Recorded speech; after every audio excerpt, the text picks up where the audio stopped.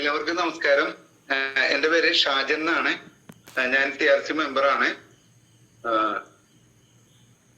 ഇപ്പോ ഇന്ന് ഇത് 3ാമത്തെ ക്ലാസ് ആണ്.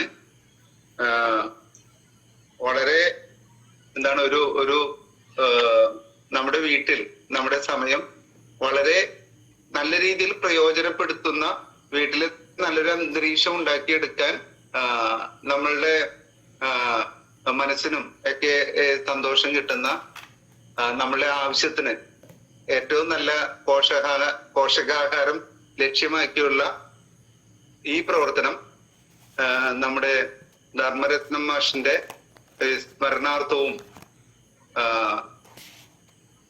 അതോടൊപ്പം തന്നെ നമ്മുടെ ഗ്രാമത്തെ വീണ്ടെടുക്കുവാനുള്ള ഒരു പ്രവർത്തനത്തിന്റെ തുടക്കമാണ്. അത് പ്രവീൺ ഡോക്ടറാണ് അതിന് നേതൃത്വം കൊടുക്കുന്നത്. TRCയും അതിനോടൊപ്പം സഹകരിക്കുന്നു, അല്ലെങ്കിൽ TRC നേതൃത്വം കൊടുക്കുന്നു, പ്രവീൺ ഡോക്ടർ അതിനോടൊപ്പം നല്ല രീതിയിൽ സഹകരിക്കുന്നു. ഇതിന്റെ എല്ലാ കാര്യങ്ങളും ഡോക്ടർ തന്നെയാണ് ഇപ്പോൾ ചെയ്തുകൊണ്ടിരിക്കുന്നത്. ഇനി CRCയുടെ ഓരോ മെമ്പേഴ്സിനെയും ഇതിലേക്ക് കൊണ്ടുവന്ന് കുറച്ചും കൂടി നന്നായിട്ട് കൊണ്ടുപോകണം എന്നുള്ളത് തന്നെയാണ് നമ്മൾ ആഗ്രഹിക്കുന്നതും നമ്മൾ തീരുമാനിച്ചിട്ടുള്ളതും. ഈ മീറ്റിംഗിലേക്ക് എല്ലാവരെയും സ്വാഗതം ചെയ്യുന്നു. ഇന്ദിരാദേവി മാഡത്തെ ഞാൻ ഫോണിലൂടെ സംസാരിച്ചിട്ടുണ്ട്. മാഡം ഈ നാട്ടുകാരിയാണ്, ഈ സ്കൂളിൽ പഠിച്ചിട്ടുണ്ട് എന്നുള്ളത് വളരെ സന്തോഷം. എന്തായാലും മാഡത്തെയും സ്വാഗതം ചെയ്യുന്നു. ഡോക്ടർ വിശദമായി സംസാരിക്കും. ഡോക്ടറെ ക്ഷണിക്കുന്നു. Thank you. നന്ദി സജ. ഡോക്ടർ ഇന്ദിരാദേവി ഡോക്ടർ എന്ന് പറഞ്ഞത് ഞാൻ കുട്ടിക്കാലത്ത് കണ്ട ഒരു അച്ഛൻ പഠിപ്പിച്ചൊരു വിദ്യാർത്ഥിനിലാണ് ബന്ധം തുടരുന്നത്. പക്ഷെ കൊണ്ടൂരിൽ നിന്ന് സ്കൂളിലേക്ക് നടന്നു വരികയും അതേസമയം തന്നെ ഒത്തിരി ദൂരം ഒത്തിരി കാലം മുന്നോട്ട് പോയി കൃഷിയും സാമ്പത്തിക ശാസ്ത്രവുമായിട്ട് ബന്ധപ്പെട്ടുള്ള ഗവേഷണങ്ങളിൽ ഏറ്റവും ഉന്നത സ്ഥാനങ്ങളിൽ എത്തിയ ഒരു വ്യക്തിയാണ്. പലപ്പോഴും കൃഷി ഇന്നൊരു ദിവസത്തിന്റെ പ്രത്യേകത എന്ന് വെച്ചാല് ആത്മഹത്യാ ദിനം എന്നുള്ളതാണ് പ്രത്യേകത. അപ്പോ കൃഷി ലാഭകരമായ ഒരു ബിസിനസ് ആക്കണമോ എന്നൊരു ചോദ്യം നമ്മുടെ മനസ്സിലുണ്ട്. അത് അഗ്രികൾച്ചർ സംസ്കാരം കഴിഞ്ഞ പ്രാവശ്യം നമ്മൾ പറഞ്ഞ പോലെ തന്നെ അഗ്രികൾച്ചർ സംസ്കാരം മാറി അഗ്രികൾച്ചർ ഇൻഡസ്ട്രി ആയപ്പോൾ ഉണ്ടായ ചില പ്രശ്നങ്ങൾ ഇപ്പൊ ഇന്ന് ഞാനൊരു റിപ്പോർട്ടിൽ വായിച്ചു. നമ്മുടെ പല ഭക്ഷ്യ വിഭവങ്ങളുടെയും പോഷകാംശം കുറഞ്ഞുകൊണ്ടിരിക്കുകയാണ്. അതായത് ഭക്ഷണം എന്ന് പറയുന്നത് നമ്മൾ അകത്താക്കുന്നുണ്ട്, പക്ഷെ വയറ് നിറയ്ക്കുന്ന മാത്രമേ ഉള്ളൂ, അത് പോഷകങ്ങൾ തരുന്നില്ല എന്നുള്ള ഒരവസ്ഥയാണ്. അപ്പൊ പോഷകങ്ങൾ ശോഷിച്ചു പോകാൻ കാരണം മനുഷ്യ മനസ്സിലും മണ്ണിലും ഈ ശോഷണം ഉണ്ടായിട്ടുണ്ട്. ചൂഷണത്തിന്റെ ഒരു ഭാഗമാണ് ശോഷണം. അപ്പൊ ചൂഷണം മാറ്റിക്കൊണ്ട് പോഷണം നടത്താനുള്ള ഒരു ചെറിയ അറ്റംപ്റ്റാണ് നമ്മൾ നടത്തിക്കൊണ്ടിരിക്കുന്നത്. അതായത് നമ്മുടെ സ്ലോഗൻ തന്നെ അന്നം, ആരോഗ്യം, അതുപോലെ തന്നെ ഗാന്ധിയുടെ ഒരു സ്വപ്നത്തിലുള്ള സ്വരാജ് എന്നുള്ള സങ്കല്പവും അതിലൂടെ സമൃദ്ധി എത്തുക എന്നുള്ളതാണ്. നമ്മളുടെ എല്ലാ മേഖലകളിലുള്ള ആൾക്കാര് പലപ്പോഴും സാമ്പത്തികമായിട്ടുള്ള പല നേട്ടങ്ങൾ കൈവരിക്കുമ്പോഴും മണ്ണുമായിട്ടും ഒക്കെ കൃഷി ചെയ്യുന്ന പലർക്കും മണ്ണിനെ സ്നേഹിക്കുന്നതുകൊണ്ടാണ് അവർ കൃഷി ചെയ്യുന്നത്. അവരുടെ വീടുകളിൽ ഈ ഭക്ഷണം കഴിച്ചുകൊണ്ടുള്ള ധാരാളം മേന്മകളും ഗുണങ്ങളും ഉണ്ട്. ഇതെല്ലാം മാറിക്കൊണ്ടിരിക്കുന്ന ഒരു കാലത്തിലൂടെയാണ് നമ്മൾ പോകുന്നത്. അപ്പൊ മാറിയ ഒരു ലോകത്ത് മാറ്റത്തിന് കുറച്ചും കൂടി ആരോഗ്യകരമായ മാറ്റം ഉണ്ടാക്കാൻ വേണ്ടി നമുക്ക് എന്ത് ചെയ്യാൻ പറ്റും ഒരു കൂട്ടായ്മയാണ് നമ്മൾ ഈ മുന്നോട്ട് കൊണ്ടുപോകുന്നത്. മണ്ണും ആരോഗ്യം എന്നുള്ളത് വളരെ പ്രധാനപ്പെട്ടതാണ്. ഞാൻ ഈ സമയത്ത് സ്മരിക്കുന്നത് വളരെ ചെറുപ്പത്തിലെ പോളിയോ വന്ന് തളർന്നു പോയ റാബിയ മാഡത്തെയാണ്. ഈ അടുത്തേക്ക് മരിച്ചു. അവർക്ക് ചലനം ശേഷി ഇല്ലാത്തൊരു വ്യക്തിയായിരുന്നു, പക്ഷെ അവരുടെ മൂവ്മെന്റിന്റെ പേര് ചലനം എന്നായിരുന്നു. അതുപോലെ തന്നെ നമ്മൾക്ക് തിരിച്ചു പിടിക്കേണ്ടത് മണ്ണാണെങ്കിലും മണ്ണിലെ ജീവനാണ്. മണ്ണിന് ജീവൻ ഉണ്ടെങ്കിൽ മാത്രമാണ് നമ്മൾക്ക് ജീവൻ ഉണ്ടാവുള്ളൂ. ധാരാളം ചക്രങ്ങൾ, അതായത് കാർബൺ ചക്രം, നൈട്രജൻ ചക്രം, ഓക്സിജൻ ചക്രം, ഇങ്ങനെ കുറെ സംഭവങ്ങളിലൂടെയാണ് നമ്മൾ ചലിക്കുന്നത്. ഇത് ചലിക്കാതെ ആയാൽ നമ്മുടെ ചലനവും പോകും. മറ്റൊരു കാര്യം എന്താ വെച്ചാല് ഏകകോശ ജീവിയായ അമീബയെ പോലും നമ്മൾ പേടിക്കുന്ന ഒരു അവസ്ഥയിലേക്ക്. നമ്മൾ ബഹുകോശ ജീവികളാണെന്ന് പറയുന്നു, ബഹുഗുണ സമ്പന്നരാണ് ആണെന്ന് പറയുന്നു. പക്ഷെ ഈ ഒരു അവസ്ഥയിൽ പോലും ഭീതിയുടെ മുൾമുനയിലാണ് നമ്മൾ നിൽക്കുന്നത്. എന്തുകൊണ്ടാണ് ഇതെല്ലാം സംഭവിക്കുന്നത്? മണ്ണിനോശോഷണമാണ്, മനുഷ്യോശോഷണമാണ്. അപ്പൊ ഈ വിഷയങ്ങൾ പല ആംഗിളിൽ നിന്ന് ചർച്ച ചെയ്യാനും അത് നമുക്ക് എന്ത് ചെയ്യാൻ പറ്റും എന്നുള്ള ഒരു ആലോചനയുമായിട്ടാണ് നമ്മൾ മുന്നോട്ട് പോകുന്നത്. ആ ഒരു വിഷയം അവതരിപ്പിക്കാൻ വേണ്ടി ഡോക്ടർ പി ഇന്ദിരാദേവിയെ സന്തോഷപൂർവ്വം സ്വാഗതം ചെയ്യുന്നു. നന്ദി. എല്ലാവർക്കും നമസ്കാരം. വളരെ സന്തോഷം തോന്നുന്ന ഒരു സമയമാണ്. കാരണം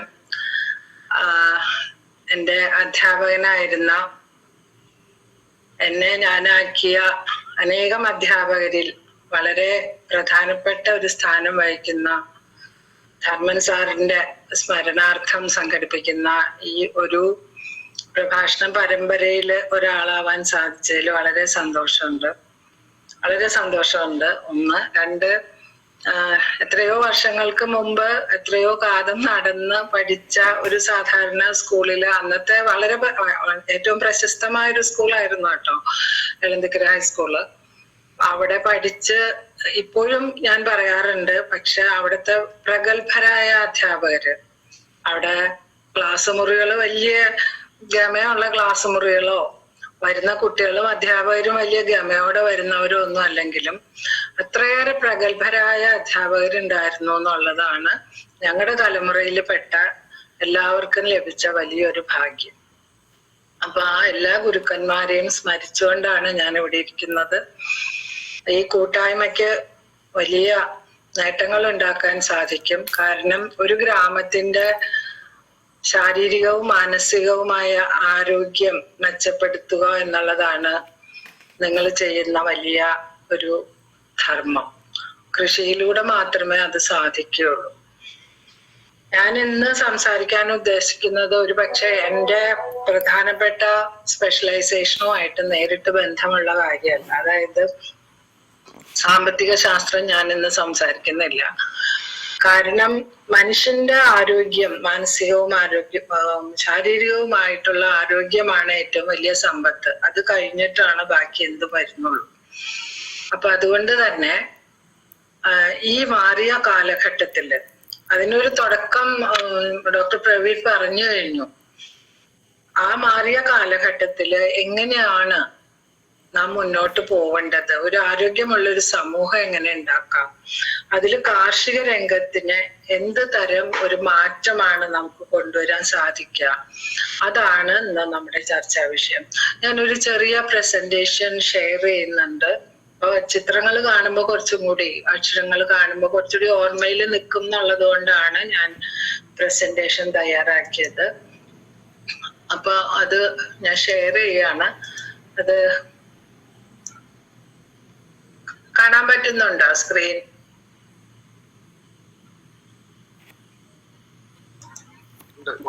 കാണാൻ കുഴപ്പമില്ല. ഓക്കെ. അപ്പോ ടോപ്പിക് ഇതാണ്, മണ്ണും മനുഷ്യന്റെ ആരോഗ്യവും എന്നുള്ളതാണ്. നമ്മള് ഒരു വലിയ നേട്ടമായിട്ടാണ് പലപ്പോഴും നമ്മൾ ഈ ഹരിത വിപ്ലവം, എല്ലാവരും സ്കൂളിലൊക്കെ പഠിച്ചവരാണ്. അപ്പൊ നമ്മള് ഹരിത വിപ്ലവത്തിന്റെ നേട്ടങ്ങളെ പറ്റിയിട്ട് ഒരുപാട് ബോസ്റ്റ് ചെയ്തിട്ടുണ്ട്. അതായത് അതില്ലായിരുന്നെങ്കിൽ നമ്മള് ഏകദേശം എല്ലാവരും പട്ടിണി കിടന്ന് മരിച്ചേനെ എന്നൊക്കെ. പക്ഷെ അത് ചോദ്യം ചെയ്യപ്പെട്ടുകൊണ്ടിരിക്കുന്ന ഒരു കാലഘട്ടമാണ് കേട്ടോ. ആ നെറേറ്റീവ് മുഴുവനും ശരിയല്ല എന്ന് ഒരുപാട് പഠനങ്ങൾ വന്നുകൊണ്ടിരിക്കുന്ന കാലഘട്ടമാണ്. അതിലേക്ക് ഞാൻ ഇപ്പൊ പോകുന്നില്ല.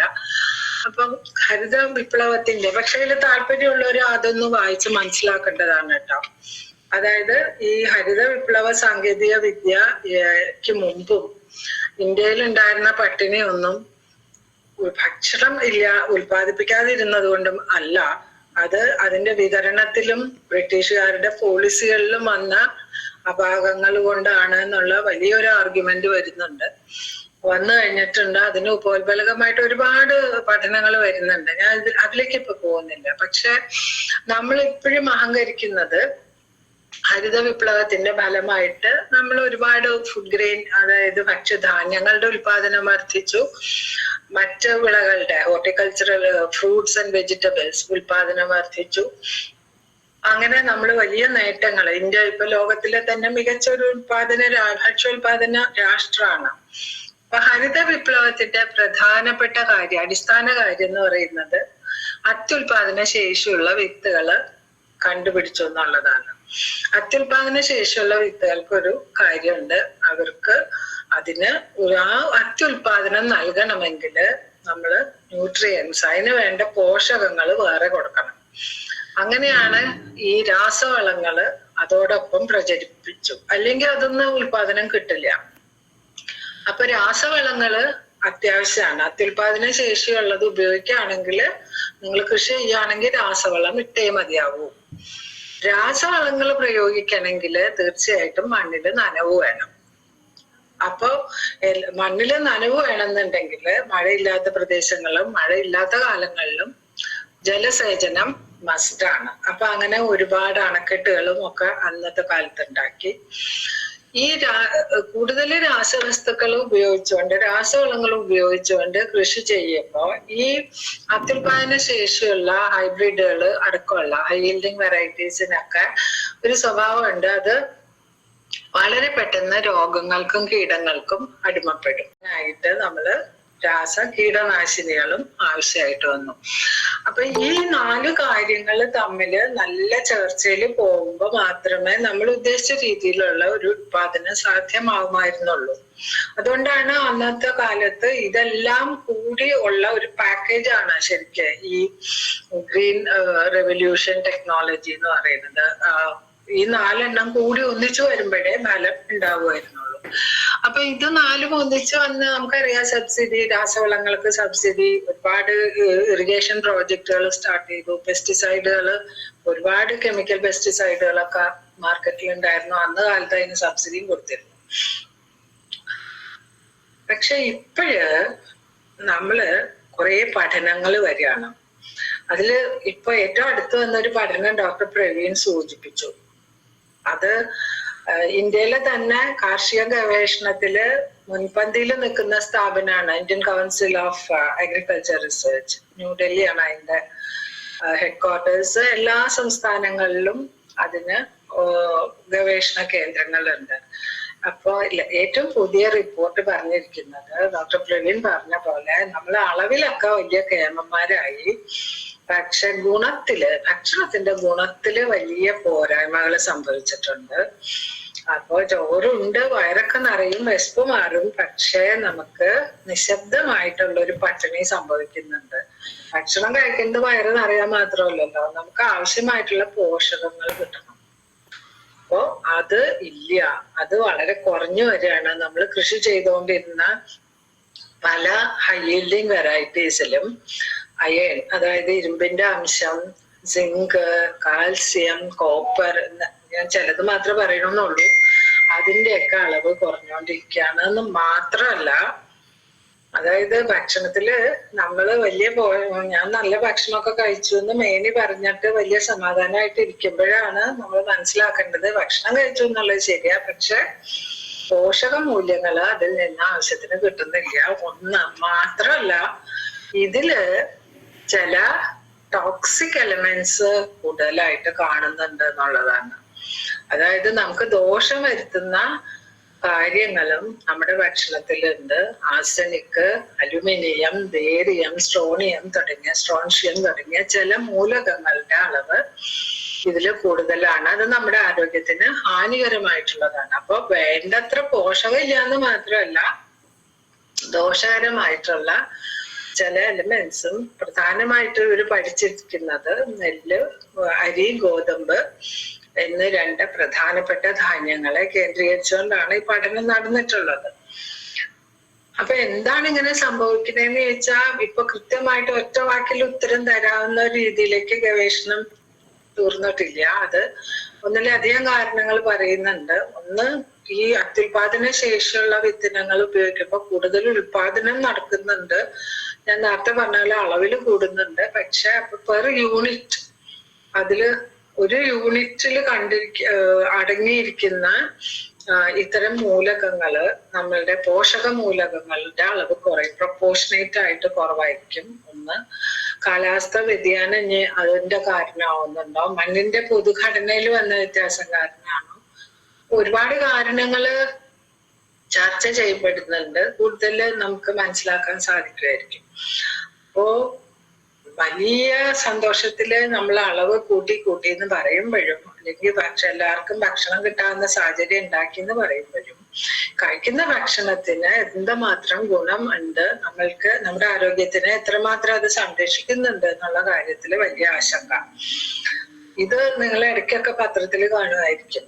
നമ്മുടെ പല പച്ചക്കറികളിലും പല കീടനാശിനികളും അതിന്റെ അളവ് നമുക്ക് ഹാനികരമായ രീതിയിലേക്ക് വന്നുകൊണ്ടിരിക്കുകയാണ്. പ്രത്യേകിച്ചും തമിഴ്നാട്ടിൽ നിന്ന് വരുന്ന പച്ചക്കറികളിലൊക്കെ ഇത് പൊതുവെ പലപ്പോഴും കൂടുതലായിട്ട് കണ്ടിട്ടുണ്ട്. നമ്മുടെ ഇവിടെ കൃഷി ചെയ്യുന്നതിലും കണ്ടിട്ടുണ്ട്. പല കെമിക്കൽസും നിരോധിച്ച കീടനാശിനികൾ അടക്കമൊക്കെ എല്ലാവരും ഉപയോഗിക്കുന്നുണ്ട്. ഇത് പൊതുവില് നമ്മളുടെ നാട്ടിൽ ഇപ്പോൾ വലിയ ഒരു ആശങ്കയായിട്ട് വന്നുകൊണ്ടിരിക്കുന്നുണ്ട്. അങ്ങനെ ഭക്ഷണത്തിന്റെ ഗുണമേന്മ കുറഞ്ഞുകൊണ്ടിരിക്കുന്നുണ്ട്. പിന്നെ നമുക്കറിയാം കാസർഗോഡ് സംഭവിച്ചത്, അതിപ്പോഴും ഡിബേറ്റ് ആണ്, എൻഡോസൾഫാൻ കാരണമാണോ അല്ലയോ എന്നൊക്കെയുള്ള ഡിബേറ്റ് ഉണ്ടെങ്കിലും അത് കൺക്ലൂസീവ് ആയിട്ട് തന്നെയാണ് മെഡിക്കൽ ഗവേഷകര് പറഞ്ഞിരിക്കുന്നത്. അതിന്റെ ആഘാതം ഇപ്പോഴും ആ റിപ്പോർട്ടുകളിലെ പല ചിത്രങ്ങളും നമ്മളെ ആലോചനപ്പെടുത്തുന്നുണ്ട്. ചുരുക്കി പറഞ്ഞിട്ടുണ്ടെങ്കിൽ ഹരിത വിപ്ലവത്തിന്റെ ഫലമായിട്ട് ഒരു വശത്ത് വലിയ നേട്ടങ്ങൾ ഉണ്ടായി എന്ന് പറയുമ്പോൾ, മറുവശത്ത് നമ്മുടെ വലിയ ജൈവ വൈവിധ്യം ഇല്ലാതായി. ജൈവ വൈവിധ്യം എന്ന് പറയുമ്പോൾ നമ്മുടെ നാട്ടിലുണ്ടായിരുന്ന എത്രയോ, ഇന്ത്യയിൽ 100,000-ത്തിലധികം നെല്ലിനങ്ങൾ ഉണ്ടായിരുന്നു എന്നാ പറയുന്നത്. പക്ഷെ ഇപ്പൊ അത് ചുരുങ്ങി ശോഷിച്ച് 10,000-ൽ താഴെ മാത്രമേ കൃഷി ചെയ്യുന്നുള്ളൂ അത്ര. കേരളത്തിൽ ഉണ്ടായിരുന്ന പല നെല്ലിനങ്ങളും, എനിക്കതിനെ പറ്റി കുറെ സംസാരിക്കാൻ ഉണ്ട്, പക്ഷെ സമയത്തിന്റെ ഒരു പരിമിതി കൊണ്ട് ഞാൻ അത് പരിമിതപ്പെടുത്തുകയാണ്. ഉദാഹരണങ്ങൾ പറയാനാണെങ്കിൽ, ഇപ്പൊ കേരളത്തിലെ കണക്കെടുത്ത് നോക്കിയാൽ നമ്മുടെ 96% നെൽ കൃഷിയും ഈ അത്യുൽപാദന ശേഷിയുള്ള 2-3 ഇനങ്ങൾ മാത്രമാണ്. നമ്മുടെ നാടൻ ഇനങ്ങൾ പലതും അപ്രത്യക്ഷമായി കഴിഞ്ഞു. ഇത് ഈ ജൈവ വൈവിധ്യമാണ് ശരിക്കും പറഞ്ഞിട്ടുണ്ടെങ്കിൽ ഒരു സുസ്ഥിരതയുടെയും നമ്മുടെ ആരോഗ്യത്തിന്റെയും നമ്മുടെ പരിസ്ഥിതിയുടെയും പ്രധാനപ്പെട്ട ഒരു സംരക്ഷകൻ എന്ന് പറയുന്നത്. ആ ജൈവ വൈവിധ്യത്തിന് വലിയ ശോഷണം സംഭവിച്ചു കഴിഞ്ഞിട്ടുണ്ട്. മറ്റൊന്ന്, രാസവളങ്ങളുടെ അമിതമായിട്ടുള്ള അല്ലെങ്കിൽ അശാസ്ത്രീയമായിട്ടുള്ള പ്രയോഗം മൂലം നമ്മുടെ മണ്ണിന്റെ ഘടനയിൽ വലിയ മാറ്റങ്ങൾ വന്നിട്ടുണ്ട്. അത് ഞാൻ കുറച്ചുകൂടി വിശദമായിട്ട് സംസാരിക്കാം. മറ്റൊന്ന്, കീടനാശിനികളുടെ വ്യാപകമായ ഉപയോഗം. അത് ഇപ്പൊ ഞാൻ കീടനാശിനി എന്നുള്ള വാക്ക് ഉപയോഗിക്കുമ്പോ 2-3 കാര്യങ്ങൾ നിങ്ങൾ മനസ്സിലാക്കണം. കീടനാശിനി എന്നുള്ളൊരു ഒറ്റ വാക്കില് 3-4 തരം കെമിക്കൽസ് ആണ്. ഒന്ന്, കീടങ്ങൾക്കെതിരായിട്ട് ഉപയോഗിക്കുന്നത്. 2, രോഗങ്ങൾക്കെതിരായിട്ട്, അത് ഫംഗസോ ബാക്ടീരിയയോ മറ്റു മൈക്രോബിയൽ ഡിസീസസിന് എഗൻസ്റ്റ് ആയിട്ട് ഉപയോഗിക്കുന്ന. 3, കളനാശിനികൾ. പക്ഷെ നമ്മുടെ നാട്ടിൽ ഇപ്പൊ ഏറ്റവും വ്യാപകമായിട്ട് ഉപയോഗിക്കുന്നത് കളനാശിനികളാണ്. അമ്പലത്തിൽ ഉത്സവത്തിന് മുമ്പ് വൃത്തിയാക്കാൻ പല പറമ്പുകളും മുഴുവനായിട്ട് കളനാശിനികൾ ഉപയോഗിച്ചിട്ടാണ് വൃത്തിയാക്കുന്നത്. ഈ കളനാശിനികൾ പലതും ആരോഗ്യത്തിന് ഹാനികരമായ വിധത്തില് അന്തരീക്ഷത്തില്, മണ്ണില്, വെള്ളത്തിലൊക്കെ തങ്ങി നിൽക്കുന്നതാണ്. ഇതിൽ പലതും പല യൂറോപ്യൻ രാജ്യങ്ങളും ഒക്കെ നിരോധിച്ചതാണ്. അത് കൂടുതൽ താല്പര്യമുള്ളവര് ഇപ്പൊ ഗ്ലൈഫോസേറ്റ് എന്നുള്ള ഒരു കളനാശിനി ഉണ്ട്. അതിന്റെയൊക്കെ സ്റ്റോറീസ് നിങ്ങൾക്ക് ലിങ്കില് പിന്നെ ഗൂഗിളിലൊക്കെ സെർച്ച് ചെയ്താൽ കിട്ടും. എനിക്കതിപ്പോ വിശദീകരിച്ച് സമയം നമുക്ക് പരിമിതമാണ് എന്നുള്ളതുകൊണ്ട് ഞാൻ വിശദീകരിക്കാൻ തുനിയുന്നില്ല. അപ്പൊ ഇതെല്ലാം കീടനാശിനികളുടെ അമിതമായിട്ട് ഉപയോഗം മൂലം നമുക്ക് ഗുണം നൽകുന്ന ഒരുപാട് ജീവികളുണ്ട്. മനുഷ്യരുടെ വിചാരം നമ്മൾ വിചാരിച്ച എല്ലാ കാര്യങ്ങളും അടക്കി ഭരിക്കാൻ പറ്റും എന്നുള്ളതാണ്. അല്ല, ഇതില് ഫുഡ് ചെയിൻ നമ്മൾ സ്കൂളിൽ പഠിച്ചിട്ടുണ്ട്. ഒരു പാരസ്പര്യമുണ്ട് സമൂഹത്തിലും പരിസ്ഥിതിയിലും. ഈ പാരസ്പര്യമാണ് ഇല്ലാണ്ടാവുന്നത്. നമുക്ക് ബെനിഫിഷ്യൽ ആയിട്ടുള്ള മൈക്രോബ്സ് ആണെങ്കിലും നമുക്ക് ഇപ്പൊ പോളിനേഷൻ, അതിന് പല വിളകളുടെയും ഉൽപാദനം പോളിനേറ്റേഴ്സ് ഇല്ലാണ്ടാവും. അതൊക്കെ അടക്കം നശിക്കുകയാണ്. കളനാശിനികളും കീടനാശിനികളും ഒക്കെ ഇങ്ങനെ അനിയന്ത്രിതമായിട്ട് ഉപയോഗിക്കുമ്പോൾ. ഇനി ഇതിനൊക്കെ ഇത് അന്തരീക്ഷത്തിൽ തങ്ങി നിൽക്കുമ്പോ, വെള്ളത്തിലും വായുവിലും പിന്നെ ഭൂമിയിലും ഒക്കെ തങ്ങി നിന്ന് പലതും ഇത് ഭക്ഷ്യപദാർത്ഥങ്ങളിലേക്ക് കയറിയിട്ട് എന്തൊക്കെ ആരോഗ്യ പ്രശ്നങ്ങൾ ഉണ്ടാക്കുന്നുള്ളത് നമുക്ക് ഇപ്പോഴും പൂർണ്ണമായിട്ട് അറിവില്ല. ഇത് ചിലപ്പോ കുറെ കാലം കഴിഞ്ഞിട്ടായിരിക്കും നമുക്ക് ഇത് അനുഭവപ്പെടുക. അപ്പൊ നമുക്ക് തന്നെ അറിയണ്ടാവില്ല ഇത് എന്തുകൊണ്ടുണ്ടായി എന്നുള്ളത്. നമ്മുടെ നാട്ടിലെ പല അസുഖങ്ങളും അത്തരത്തില് പരിസ്ഥിതിയുടെ ആരോഗ്യവുമായിട്ട് ബന്ധപ്പെടുത്തി കൂടി പഠിക്കേണ്ടതാണെന്ന് എനിക്ക് പലപ്പോഴും തോന്നാറുണ്ട്. പിന്നെ തീർച്ചയായിട്ടും നമ്മുടെ ഭൂഗർഭ ജലം കേരളത്തില് ഏറ്റവും കൂടുതൽ നമ്മൾ ഉപയോഗിക്കുന്നത് വീട്ടാവശ്യത്തിനാണെങ്കിലും ജലസേചനത്തിലാണെങ്കിലും ഭൂഗർഭ ജലമാണ്. അപ്പൊ ഭൂഗർഭജലം പല സംസ്ഥാനങ്ങളിലും, പഞ്ചാബിലൊക്കെ അത് വളരെ താഴ്ന്നു പോയിക്കൊണ്ടിരിക്കുകയാണ്. അതില് വരെ ഇത്തരം കെമിക്കൽസ് റിപ്പോർട്ട് ചെയ്യുന്നുണ്ട്. വഴി നടന്നിരുന്ന വളപ്പയറുമൊന്നും അത്ര വളരെ വ്യാപകമായിട്ട് ഇല്ലാതായി. കുറെ കാലത്തിന് ശേഷം നോക്കുമ്പോൾ ഇപ്പോഴതൊന്നും അത്ര അധികം കൊടുത്തു കാണുന്നില്ല. അപ്പൊ ഇത് നമ്മുടെ കൃഷിഭൂമിയുടെ ആരോഗ്യത്തിന് വളരെ വളരെ അധികം ബാധിച്ചിട്ടുണ്ട്. നമ്മുടെ ഈ ഓർഗാനിക് മാറ്റർ ജൈവ സമ്പത്ത് അത് വളരെ ശുഷ്കിച്ചുകൊണ്ടിരിക്കുകയാണ്. പിന്നെയാണ് മിനറൽസ്, അതായത് അതിനെ നമ്മൾ തരംതിരിച്ചിട്ടുണ്ട് അളവിനെ അടിസ്ഥാനപ്പെടുത്തി. Primary, secondary, tertiary and micro nutrients. Nitrogen, phosphorus, potash എന്നൊക്കെ നിങ്ങൾ കേട്ടിട്ടുണ്ടാവും. കാൽസ്യം, മെഗ്നീഷ്യം, സൾഫർ, അങ്ങനെ. മൈക്രോ ന്യൂട്രിയൻസ് എന്ന് പറഞ്ഞാൽ വളരെ കുറഞ്ഞ അളവിൽ മാത്രം വേണ്ടി വരുന്നത്. അപ്പൊ ഇതൊരു കാര്യം മനസ്സിലാക്കാനുള്ളത്, നമ്മുടെ ശരീരവുമായിട്ട് ഒന്ന് തുലനം ചെയ്ത് നോക്കിയാല് ഇതെല്ലാം തന്നെ നമ്മുടെ ശരീരത്തിന് കൂടിയ അളവിലും കുറഞ്ഞ അളവിലും വേണ്ടതാണ്. അപ്പം സസ്യങ്ങൾക്ക് ഇത് എവിടെ നിന്നാണ് കിട്ടുന്നത്? മണ്ണിൽ നിന്നാണ് കിട്ടുന്നത്. ഇപ്പൊ സമ്പുഷ്ടിയുള്ള ഒരു മണ്ണല്ലെങ്കിൽ അതിൽ വിളയുന്ന ഉൽപ്പന്നങ്ങൾക്കും ഈ പോഷക സമ്പുഷ്ടി ഉണ്ടാവില്ല. അത് നമ്മൾ കഴിക്കുമ്പോ നമ്മള് വിചാരിക്കുന്ന രീതിയില് ഭക്ഷണമൊക്കെ കഴിച്ചു, ഞങ്ങളൊക്കെ കഴിക്കുന്നുണ്ട് എന്ന് പറഞ്ഞാലും പല ആവശ്യമുള്ള പോഷക മൂല്യവും ഇല്ലാത്ത ഒരു ഭക്ഷണമായിരിക്കും നമ്മൾ കഴിക്കുക. മൂന്നാമത്തെയാണ് ബയോളജിക്കൽ. ഇത് വളരെ പ്രധാനമാണ്. കാരണം ഞാൻ ഇത് കൂടുതലും കൂടെ വിശദീകരിക്കുന്നില്ല. പണ്ട് നമ്മൾ എപ്പോഴും പറയില്ലേ, മണ്ണിര കർഷകന്റെ ബന്ധു. ആ പേരൊക്കെ എനിക്ക് ഇപ്പോഴും ഓർമ്മയുണ്ട്. ബയോളജി പുസ്തകത്തിൽ ഉണ്ടായിരുന്നത് ഏതൊരു ക്ലാസ്സില്. ആ മണ്ണിരകളെ കാണുന്നതാണ് ഒരു കൃഷിഭൂമിയുടെ ആരോഗ്യത്തിന്റെ ഏറ്റവും വലിയൊരു ഇൻഡിക്കേറ്ററാണ്.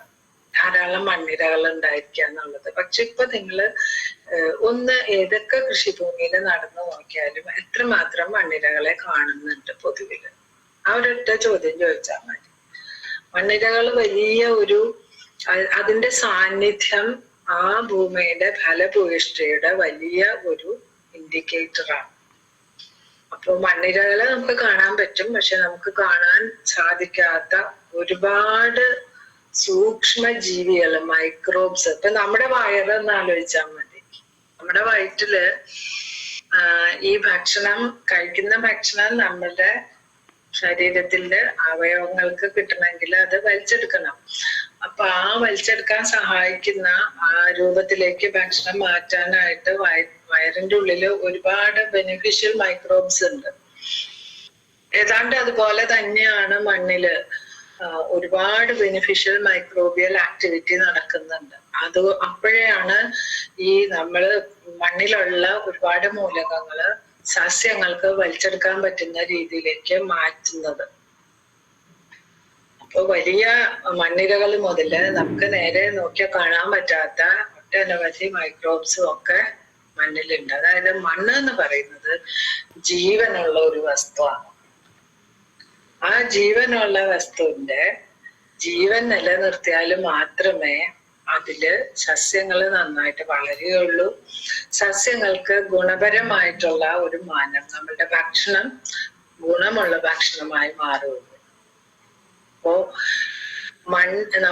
ഞാന് ആലോചിക്കാറുണ്ട്, ഇപ്പൊ മനുഷ്യ നീ മണ്ണാകുന്നു എന്ന് പറയുമ്പോഴ് കേവലം നമ്മളത് മനസ്സിലാക്കിയത് നമ്മൾ മണ്ണിലേക്ക് പോണു എന്നുള്ള, മരണശേഷം മണ്ണിനോട് ചേരുന്നു എന്നുള്ള ഒരു കേവല അല്ലെങ്കിൽ ഒരു ഋജുവായ ഒരു അർത്ഥത്തിലാണ്. പക്ഷെ എനിക്ക് തോന്നുന്നു മണ്ണാണ് മനുഷ്യന്റെ ആരോഗ്യത്തിന്റെയും, അഥവാ മണ്ണിൽ നിന്നാണ് നമ്മളുടെ ജീവന്റെ തന്നെ അടിസ്ഥാനപരമായിട്ടുള്ള കാര്യങ്ങൾ ഉത്ഭവിക്കുന്നത് എന്നുള്ളതാണ്.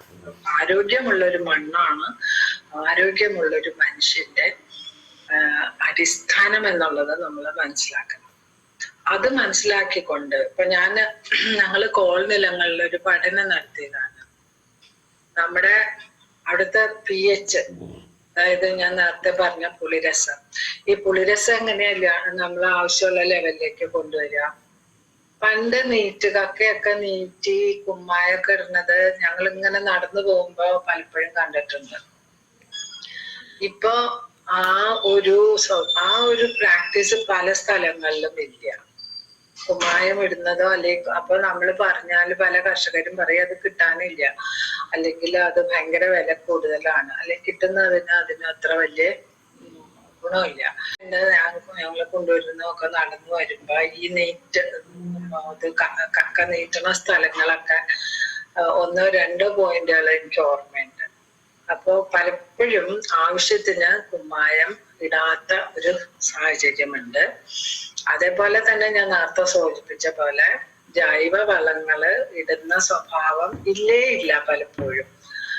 അത് തീർച്ചയായിട്ടും അതിലൊരു സാമ്പത്തിക മാനമുണ്ട്. നല്ല ഇപ്പൊ പിന്നെ ചിലരുണ്ട് കമ്പോളത്തിൽ നിന്ന് വാങ്ങിയിടും, അത് എവിടെ നിന്ന് വരുന്നു എന്ന് പോലും നമുക്കറിയില്ല പലപ്പോഴും. അത് പലപ്പോഴും ദൂര സ്ഥലങ്ങളിൽ നിന്ന് ഇൻഡസ്ട്രിയൽ വേസ്റ്റ് ആണോ എന്ന് പോലും നമുക്കറിയില്ല. കഴിയുന്നതും നമുക്ക് സ്വന്തമായിട്ടൊരു കമ്പോസ്റ്റിംഗ് സംവിധാനം, ഇപ്പോ കേരളത്തിലെ ഏറ്റവും വലിയ പ്രശ്നം എന്താന്ന് വെച്ചാൽ മാലിന്യം വലിച്ചെറിയുന്നതാണ്. സ്വന്തം വീട്ടിലെ മാലിന്യം തന്നെ, വീട്ടിലെ വേസ്റ്റ്, ഫുഡ് വേസ്റ്റ് ആയാലും ബയോഡിഗ്രേഡബിൾ ആയിട്ടുള്ള മാലിന്യങ്ങള് അവിടെ തന്നെ കമ്പോസ്റ്റ് ചെയ്യാനുള്ള ഒരുപാട് മോഡൽസ് ഉണ്ട്. കാർഷിക സർവകലാശാലയുടെ ചെറിയ ബയോബിന്നുകളുണ്ട്. ഇതൊന്നും ഇല്ലെങ്കിലും നമ്മൾ പരമ്പരാഗതമായിട്ട് ചെയ്തിരുന്ന രീതിയിലുള്ള കമ്പോസ്റ്റിംഗ് സംവിധാനങ്ങൾ ഉപയോഗിച്ചുകൊണ്ട് ജൈവ വളങ്ങള് അല്ലെ പ്രാദേശികമായി തന്നെ അതിനൊരു കൂട്ടായ്മയായിട്ട് ജൈവ വളങ്ങള് ഉൽപ്പാദിപ്പിക്കാനുള്ള ഒരു സംവിധാനം ഉണ്ടാക്കുക എന്നുള്ളതല്ലാതെ അതിന് വേറെ പോകുമ്പോഴൊന്നുമില്ല. അതുപോലെ രാസവളങ്ങള് ധാരാളമായിട്ടാണ് ഇടുക. അപ്പൊ ഈ കാണിച്ചിരിക്കുന്നത് പല ഗ്രൂപ്പിലുള്ള കർഷകരെ അടുത്തുനിന്ന് നമ്മള് ഡാറ്റ കളക്ട് ചെയ്യുമ്പോ ആവശ്യമുള്ളതാണ് ആ പച്ച ബാറ്. ശരിക്കും അവര് ഇടുന്നത് നീല ബാറ്. എപ്പോഴും ആവശ്യത്തിലധികമാണ് നൈട്രജന്റെ ഉപയോഗം. യൂറിയ അടക്കമുള്ള വളങ്ങളാണ് നൈട്രജൻ പ്രധാനമായിട്ടും. നിങ്ങൾ വളത്തിന്റെ ചാക്കിൽ നോക്കിയാൽ കാണാം NPK, അത് നൈട്രജൻ, ഫോസ്ഫറസ്, പൊട്ടാഷ്. ഇപ്പൊ യൂറിയയില് നൈട്രജൻ മാത്രമേ ഉള്ളൂ. ചിലതില് ഇപ്പൊ മിക്സറുകളിൽ ഇത് 3ഉം കാണും. നൈട്രജനും ഫോസ്ഫറസും പൊട്ടാഷ്യം കാണും. പൊട്ടാഷ് എന്ന് പറഞ്ഞാൽ നമ്മൾ വാങ്ങുന്ന വെള്ളത്തില് പൊട്ടാസ്യം മാത്രമേ ഉള്ളൂ. അപ്പൊ അങ്ങനെ വളങ്ങള് വാങ്ങുമ്പോഴും നമ്മൾ ഒന്ന് ശ്രദ്ധിക്കണം ഇതിൽ എന്തൊക്കെ മൂലകങ്ങളാണ് അടങ്ങിയിരിക്കുന്നത് എന്നുള്ളത്. അപ്പൊ നൈട്രജൻ പൊതുവില്, നൈട്രജൻ മാത്രമല്ല ഫോസ്ഫറസ് ആണെങ്കിലും പൊട്ടാഷ് ആണെങ്കിലും ഒക്കെ ആവശ്യത്തിലധികമാണ് ഇടുന്നത്. അതായത് ഈ 75% കർഷകരും ഇത് ആവശ്യത്തില് അധികം ഇടുന്നു എന്നാണ് കണ്ടത്. അപ്പൊ ഞങ്ങൾ ഇതൊന്ന് കണക്കാക്കി നോക്കുമ്പോഴ് ഈ ഞാൻ നേരത്തെ സൂചിപ്പിച്ചല്ലോ, ഈ നൈട്രജൻ വളങ്ങൾ അധികം ഇടുമ്പോഴ് നൈട്രസ് ഓക്സൈഡ് അന്തരീക്ഷത്തിലേക്ക് പോകുന്നുണ്ട്. മറ്റു പല പഠനങ്ങളും ഇതിൽ രസകരം ഇൻ ദ സെൻസ് നമ്മൾ ഈ ഇട്ട് കൊടുക്കുന്നത് മുഴുവൻ ചെടിക്ക് കിട്ടുന്നൊന്നുമില്ല, അതിൽ കുറെ നഷ്ടപ്പെട്ടു പോകുന്നുണ്ട്. നൈട്രസ് ഓക്സൈഡ് ഒരു ഗ്രീൻ ഹൗസ് ഗ്യാസ് ആണ്. ആ ഏതാണ്ട് 18 kilogram carbon dioxide equivalent എന്നാണ് പറയുന്നത്. അത് നമുക്ക് കുറയ്ക്കാം. എങ്ങനെയാണെങ്കിൽ അത് ആ പ്രദേശത്തെ സോയിൽ ടെസ്റ്റ് ചെയ്തതിന് ശേഷം മാത്രം രാസവളങ്ങൾ ഉപയോഗിക്കുകയാണെങ്കിൽ. അതാണ് ഏറ്റവും പ്രധാനപ്പെട്ട ഒരു കാര്യം. ഇപ്പൊ രാസവളങ്ങൾ ആരും ഇടണ്ട എന്നൊക്കെ പറഞ്ഞാല് അത് പ്രായോഗികമല്ല പലപ്പോഴും. കാരണം മണ്ണിന്റെ ഫലഭൂയിഷ്ഠതയിൽ വലിയ കോട്ടം സംഭവിച്ചു കഴിഞ്ഞു. അതുകൊണ്ട് അത് പൂർണ്ണമായിട്ട് ഒഴിവാക്കണം എന്നുള്ളൊരു നിലപാടിലേക്ക് പെട്ടെന്ന് നമുക്ക് വരാൻ സാധിക്കില്ല. പക്ഷെ രാസവളങ്ങളുടെ അമിതമായിട്ടുള്ള ഉപയോഗം മൂലം കേരളത്തിലെ മണ്ണ്, കൃഷിഭൂമി പൊതുവില് അസിഡിക് സോയിൽസ് ആയി, അതായത് പുളിരസം കൂടുതലായി വന്നുകൊണ്ടിരിക്കുകയാണ്. pH കുറവാണ്. ജൈവ സമ്പുഷ്ടി കുറയുന്നത് മൂലം അതിനെ വെള്ളം പിടിച്ചു നിർത്താനുള്ള കഴിവ് കുറവാണ്. സൂക്ഷ്മ ജീവികളുടെ, അതായത് ബെനിഫിഷ്യൽ മൈക്രോബ്സിന്റെ ആക്ടിവിറ്റി കുറഞ്ഞിട്ടുണ്ട്. അതുകൂടാതെ നൈട്രജൻ, ഫോസ്ഫർ ഞാൻ നേരത്തെ സൂചിപ്പിച്ചല്ലോ, primary, secondary, tertiary and micro nutrients, ഇത് തമ്മിൽ ഒരു അനുപാതമുണ്ട്. ആ അനുപാതം പൂർണ്ണമായിട്ട് ടിൽറ്റഡായി, അതായത് അത് അനുകൂലമല്ലാത്ത രീതിയിലുള്ള ഒരു പ്രൊപ്പോർഷനായി മാറി. മാത്രമല്ല പല സ്ഥലത്തും മൈക്രോ ന്യൂട്രിയൻസിന്റെ ലഭ്യത വളരെ കുറവാണ് സോയിൽ. അപ്പൊ അതുകൊണ്ട് നമ്മൾ ധാരാളം വളം കൊണ്ടിടും, പക്ഷെ അതിന് തക്കമുള്ള ഒരു ഉൽപാദനം നടക്കില്ല. കാരണം ഈ മൂലകങ്ങള് ചില മൂലകങ്ങൾ കുറെ അധികം ഉണ്ട്, ചില മൂലകങ്ങൾ ഇല്ല. അങ്ങനെ വരുമ്പോഴ് മൊത്തത്തിലുള്ള ഉൽപാദനക്ഷമതയെ അത് ബാധിക്കും. ഇപ്പോ കാർഷിക രംഗത്ത് നിന്ന് പലപ്പോഴും നമ്മൾ കാർഷിക രംഗം പരിസ്ഥിതി സംരക്ഷണവുമായിട്ടാണ് കൂട്ടി വായിക്കാറ്. പക്ഷെ കാർഷിക രംഗത്ത് നിന്നുള്ള ഗ്രീൻ ഹൗസ് ഗ്യാസ് എമിഷൻ, ഹരിതഗ്രഹവാതകങ്ങൾ വന്നിട്ട് അത് കാലാവസ്ഥാ വ്യതിയാനത്തിന് ആക്കം കൂട്ടുന്നുണ്ട്. അതിലെ ഒരു പ്രധാനപ്പെട്ട കാരണം ഈ നമ്മുടെ രാസവളങ്ങള്, പ്രത്യേകിച്ചും നൈട്രജൻ അടങ്ങിയ രാസവളങ്ങളിൽ നിന്ന് നൈട്രസ് ഓക്സൈഡ് റിലീസ് ചെയ്തുകൊണ്ടാണ്. ഈ ഒരു നൈട്രസ് ഓക്സൈഡ് ഒരു ഗ്രീൻ ഹൗസ് ഗ്യാസ് ആണ്. അത് കാർബൺ ഡൈ ഓക്സൈഡിനേക്കാളും ഒക്കെ കൂടുതൽ പവർ കൂടിയതാണ്. അപ്പൊ അത്തരത്തിൽ നോക്കുമ്പോൾ ഈ ഹരിത വിപ്ലവ കാലഘട്ടത്തിന്റെ തുടർച്ചയായിട്ട് നമ്മൾ അനുവർത്തിച്ചു പോകുന്ന കാർഷിക പ്രവർത്തനങ്ങളെല്ലാം തന്നെ ഇപ്പോ നമുക്ക് വലിയ പാരിസ്ഥിതിക വെല്ലുവിളികളും അതിലൂടെ നമ്മുടെ മനുഷ്യന്റെ ആരോഗ്യത്തിനെ ബാധിക്കുന്ന രീതിയിലേക്ക് മാറിക്കഴിഞ്ഞിട്ടുണ്ടോ എന്നുള്ളൊരു വലിയ ആശങ്കയാണ് ഇപ്പോ നിലനിൽക്കുന്നത്. അപ്പൊ ആ പശ്ചാത്തലത്തിലാണ് ഞാൻ ഇതിനെ, ഈ ഹരിത വിപ്ലവത്തിന്റെ ഫലമായിട്ട് ആ കാലഘട്ടത്തില് വന്ന പ്രവർത്തനങ്ങൾ എത്രമാത്രമാണ് നമ്മുടെ മണ്ണിന്റെയും പരിസ്ഥിതിയുടെയും ആരോഗ്യത്തെ ബാധിച്ചത് എന്ന്, അതെങ്ങനെ നമുക്ക് ഒരു തിരിച്ച്, നമ്മുടെ ഭക്ഷണം നമ്മുടെ ആരോഗ്യത്തിനായിരിക്കണം, ആരോഗ്യമുള്ള ഒരു പരിസ്ഥിതിയിലെ ആരോഗ്യമുള്ള ഒരു വ്യക്തി ഉണ്ടാവുന്നുള്ളൂ എന്നുള്ളതാണ് അടിസ്ഥാനപരമായി നമ്മൾ മനസ്സിലാക്കേണ്ടത്. അപ്പൊ മണ്ണിന്റെ ആരോഗ്യം എന്ന് നമ്മൾ പറയുമ്പോൾ 3 കാര്യങ്ങൾ പ്രത്യേകമായിട്ട് മനസ്സിലാക്കണം. ഒന്ന് അതിന്റെ physical properties, 2 chemical properties, 3 biological properties. ഇത് 3 ആണ് മണ്ണ് എന്ന് പറയുന്നത്. ഇപ്പോ ഫിസിക്കൽ പ്രോപ്പർട്ടീസ് എന്ന് പറഞ്ഞാൽ ഞാൻ വളരെ സിമ്പിൾ ആയിട്ടേ പറയുന്നുള്ളൂ. ഇപ്പോ മണൽ പ്രദേശങ്ങളുണ്ട്, ജംഗൽ പ്രദേശങ്ങളുണ്ട്, വെട്ടുകൽ പ്രദേശങ്ങളുണ്ട്, ചെളി കോട്ടൺ ഏരിയാസ് ഉണ്ട്, ബ്ലാക്ക് കോട്ടൺ സോയിൽ എന്നൊക്കെ നമ്മൾ പഠിച്ചിട്ടുണ്ട്. അപ്പൊ ആ ടെക്സ്ചർ, സ്ട്രക്ചർ, അതിന്റെ പോറോസിറ്റി, അതായത് എന്താ പറയാ മലയാളത്തില്, വായു കടക്കാനുള്ള ഒരു porous nature, water holding capacity, ഇതെല്ലാമാണ് ഫിസിക്കൽ പ്രോപ്പർട്ടീസ് എന്ന് പറയുന്നത്. പിന്നെ നമ്മൾ പറയുന്ന സാധാരണ ഇപ്പൊ മണ്ണൊക്കെ പരിശോധിക്കാൻ കൊടുക്കുമ്പോ പ്രധാനമായിട്ടും കെമിക്കൽ പ്രോപ്പർട്ടീസ് ആണ് ടെസ്റ്റ് ചെയ്യുക. അതിൽ പ്രധാനപ്പെട്ട ഇത് എല്ലാവരും നമ്മൾ കാർഷിക വൃത്തിയില് വീട്ടാവശ്യത്തിനായാലും മറ്റെന്താവശ്യത്തിനായാലും ഏർപ്പെട്ടിരിക്കുന്നവര് മനസ്സിലാക്കേണ്ട അടിസ്ഥാനപരമായ ചില കാര്യങ്ങളാണ് ഞാൻ പറയുന്നത്. കെമിക്കൽ പ്രോപ്പർട്ടീസ്, അതിലൊന്നാണ് pH. pH എന്ന് പറയുന്നത് നമ്മൾ മലയാളത്തില് പുളിരസം എന്ന് പറയുന്ന കാര്യമാണ്.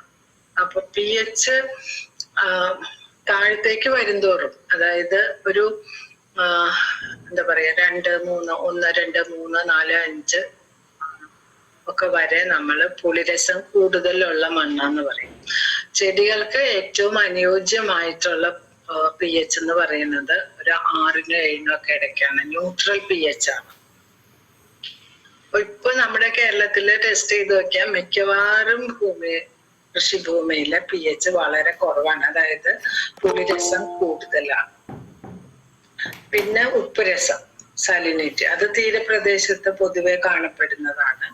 ഇപ്പൊ നമ്മുടെ പൊക്കാളി നിലങ്ങളിലൊക്കെ മാത്രമേ പുളിരസത്തിനെ അതിജീവിക്കുന്ന വിത്തിനങ്ങളുള്ളൂ.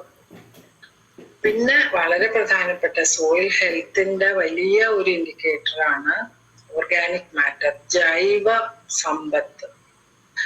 നമുക്കൊക്കെ ഓർമ്മയുണ്ടാവും, പണ്ടൊക്കെ നമ്മളുടെ വീടുകൾക്ക്, പല വീടിനും വേലി ഉണ്ടാവില്ല, വേലി ഉണ്ടെങ്കിൽ തന്നെ അത് ശീമക്കൊന്ന അല്ലെങ്കിൽ അതുപോലെയുള്ള പച്ചിലകളാണ്. മിക്കവാറും വീടുകളില്, പ്രത്യേകിച്ച് കൃഷിയുള്ള വീടുകളിലൊക്കെ കാലി വളർത്തല് അതിനോടനുബന്ധിച്ചുണ്ടാവും. അക്കാലങ്ങളില് പലപ്പോഴും ഈ കൃഷിഭവനുകൾ വഴി ഡേഞ്ച മുതലായിട്ടുള്ള വളപ്പയർന്നാണ് അന്ന് പറഞ്ഞിരുന്നത്. അതുകൊണ്ട് വിതച്ചിട്ട് അത് മുളച്ച് പൂവിടുന്നതിന് മുമ്പ് ഉഴുതു ചേർക്കും. ഇപ്പൊ കാലിവളം, പച്ചിലവളം എല്ലാം തന്നെ വളരെ സമർത്ഥമായിട്ട് കൃഷിഭൂമിയിൽ ഉപയോഗിച്ചിരുന്നു നമ്മള്. അത് കാലക്രമത്തില് പലപ്പോഴും ഈ നമ്മൾക്ക് തന്നെ ഒരു ധാരണ വന്നു, അതിന് പകരം രാസവളം ഉപയോഗിച്ചാലും മതി എന്നൊക്കെ തോന്നല് വന്നു. പിന്നെ ഈ ജൈവവളങ്ങൾ കിട്ടാൻ വളരെ പ്രയാസമായി. എല്ലാവരും നമ്മുടെ മനസ്സ് പോലെ തന്നെ വേലി മാറ്റി വലിയ മതിലുകളായി. അപ്പൊ വേലി ചുറ്റുമുള്ള വേലിമെന്ന് കിട്ടിയിരുന്ന പച്ചക്കറിവളങ്ങൾ ഇല്ലാതായി. അതുകൊണ്ട് കുഴപ്പമില്ല, അങ്ങനെയല്ല. ഇത് തമ്മിലുള്ള അനുപാതം കൃത്യമാണെങ്കിൽ മാത്രമേ ആരോഗ്യകരമായിട്ടുള്ള ഒരു വളർച്ച ഉണ്ടാവുള്ളൂ, ഉൽപാദനം ഉണ്ടാവുള്ളൂ. അപ്പൊ ഒറ്റ വാക്കിൽ പറഞ്ഞാൽ പലപ്പോഴും നമ്മൾ ഇടുന്ന ഈ വളങ്ങള് നമ്മളുടെ കയ്യില് സാമ്പത്തിക നഷ്ടം വരുത്തുന്നു എന്നുള്ളതിൽ കവിഞ്ഞ് കൂടുതലായിട്ടുള്ള ഒരു ഉൽപാദനം നമുക്ക് നൽകുന്നില്ല. മാത്രമല്ല, അത് വീണ്ടും വീണ്ടും ഇത് തുടരുമ്പോൾ നമ്മുടെ ഉൽപാദനക്ഷമതയെ അത് വല്ലാതെ ബാധിക്കുന്നു, മണ്ണിന്റെ ഘടനയെ ബാധിക്കുന്നു, മണ്ണിന്റെ ആരോഗ്യം നഷ്ടപ്പെടുന്നു. ഉൽപാദിപ്പിക്കുന്ന നമ്മുടെ ഭക്ഷണത്തിന്റെ ആരോഗ്യവും പരിമിതപ്പെട്ടുകൊണ്ടിരിക്കുകയാണ്. എന്താണ് ഒരു പോംവഴി? ഇത്രയൊക്കെ ബുദ്ധിമുട്ടുകളും സാമ്പത്തിക നഷ്ടവും ഒക്കെ ഞാൻ പറഞ്ഞെങ്കിലും എങ്ങനെയാണ് നമുക്ക് ഇതിനെ അതിജീവിക്കാൻ പറ്റുക എന്നുള്ള ചോദ്യത്തിന് ഒറ്റ ഉത്തരേ എനിക്കുള്ളൂ. അത് നമുക്ക് എല്ലാവർക്കും ചെയ്യാവുന്ന ഒരു കാര്യമാണ്. നമ്മള് സാങ്കേതികമായിട്ട് അതിനെ ഇന്റഗ്രേറ്റഡ് ന്യൂട്രിയൻ മാനേജ്മെന്റ് എന്നൊക്കെ പറയും. ഏറ്റവും പ്രാഥമികമായിട്ട് ചെയ്യേണ്ട കാര്യം മണ്ണ് പരിശോധിച്ചതിന് ശേഷം മാത്രം രാസവളങ്ങൾ ഇടുക. ജൈവവളങ്ങൾ ഇടുന്നതിൽ കുഴപ്പമില്ല, അത് നമ്മൾ എത്ര ഇട്ടാലും അത് മണ്ണിന്റെ പുഷ്ടിമ വർദ്ധിപ്പിക്കുകയുള്ളൂ. പിന്നെ അത്ര അധികം ഒന്നും ആരും ഇടാനും പോകണില്ല, ഇപ്പോഴത്തെ സാഹചര്യത്തിൽ അത്ര അധികം കിട്ടാനും ഇല്ല. അപ്പൊ ജൈവവളങ്ങൾ നമ്മൾ അധികം ഇടുന്തോറും മണ്ണിന്റെ പുഷ്ടിമ വർദ്ധിപ്പിക്കുന്നു. പക്ഷേ രാസവളങ്ങള് യാതൊരു നിയന്ത്രണവും ഇല്ലാതെ നമ്മൾ ചിലപ്പോ ഇപ്പൊ ഫോസ്ഫറസ് അടങ്ങിയിട്ടുണ്ടാവും. ഫോസ്ഫറസ് ശരിക്ക് തുടക്കത്തിൽ മാത്രമാണ്, അത് റൂട്ട് ഡെവലപ്മെന്റിനാണ് പ്രധാനമായിട്ട് ആവശ്യമുള്ളൂ. പക്ഷെ പലപ്പോഴും ഈ മിക്സറുകൾ മേടിച്ചിടും, അത് ശരിക്കൊന്നും കിട്ടുന്നേ ഇല്ല. അപ്പൊ എല്ലാവരും ഒരു 2 പോംവഴിയാണ് ഉള്ളത് ഈ സോയിൽ ടെസ്റ്റ് ചെയ്ത് കിട്ടാനായിട്ട്. ഇല്ല, ഒന്നുമില്ല, നിങ്ങൾ ഒരു കൂട്ടായ്മ ഉണ്ടല്ലോ, ആ കൂട്ടായ്മ ഒന്നിച്ച് കൃഷിഭവനിൽ ചെന്നിട്ട് ഒരു കൃഷിഭവന് അത് ഇപ്പൊ എത്രത്തോളം അവിടെ നടപ്പുണ്ടെന്ന് എനിക്കിപ്പോ പറയാൻ പറ്റില്ല, പക്ഷെ അത് കൃഷിഭവനിൽ ചെന്ന് സംസാരിച്ചാൽ മനസ്സിലാവും. മൊബൈൽ സോയിൽ ടെസ്റ്റിംഗ് യൂണിറ്റുകളുണ്ട്. അപ്പൊ അത് നമ്മളുടെ പ്രദേശത്തേക്ക് വരും.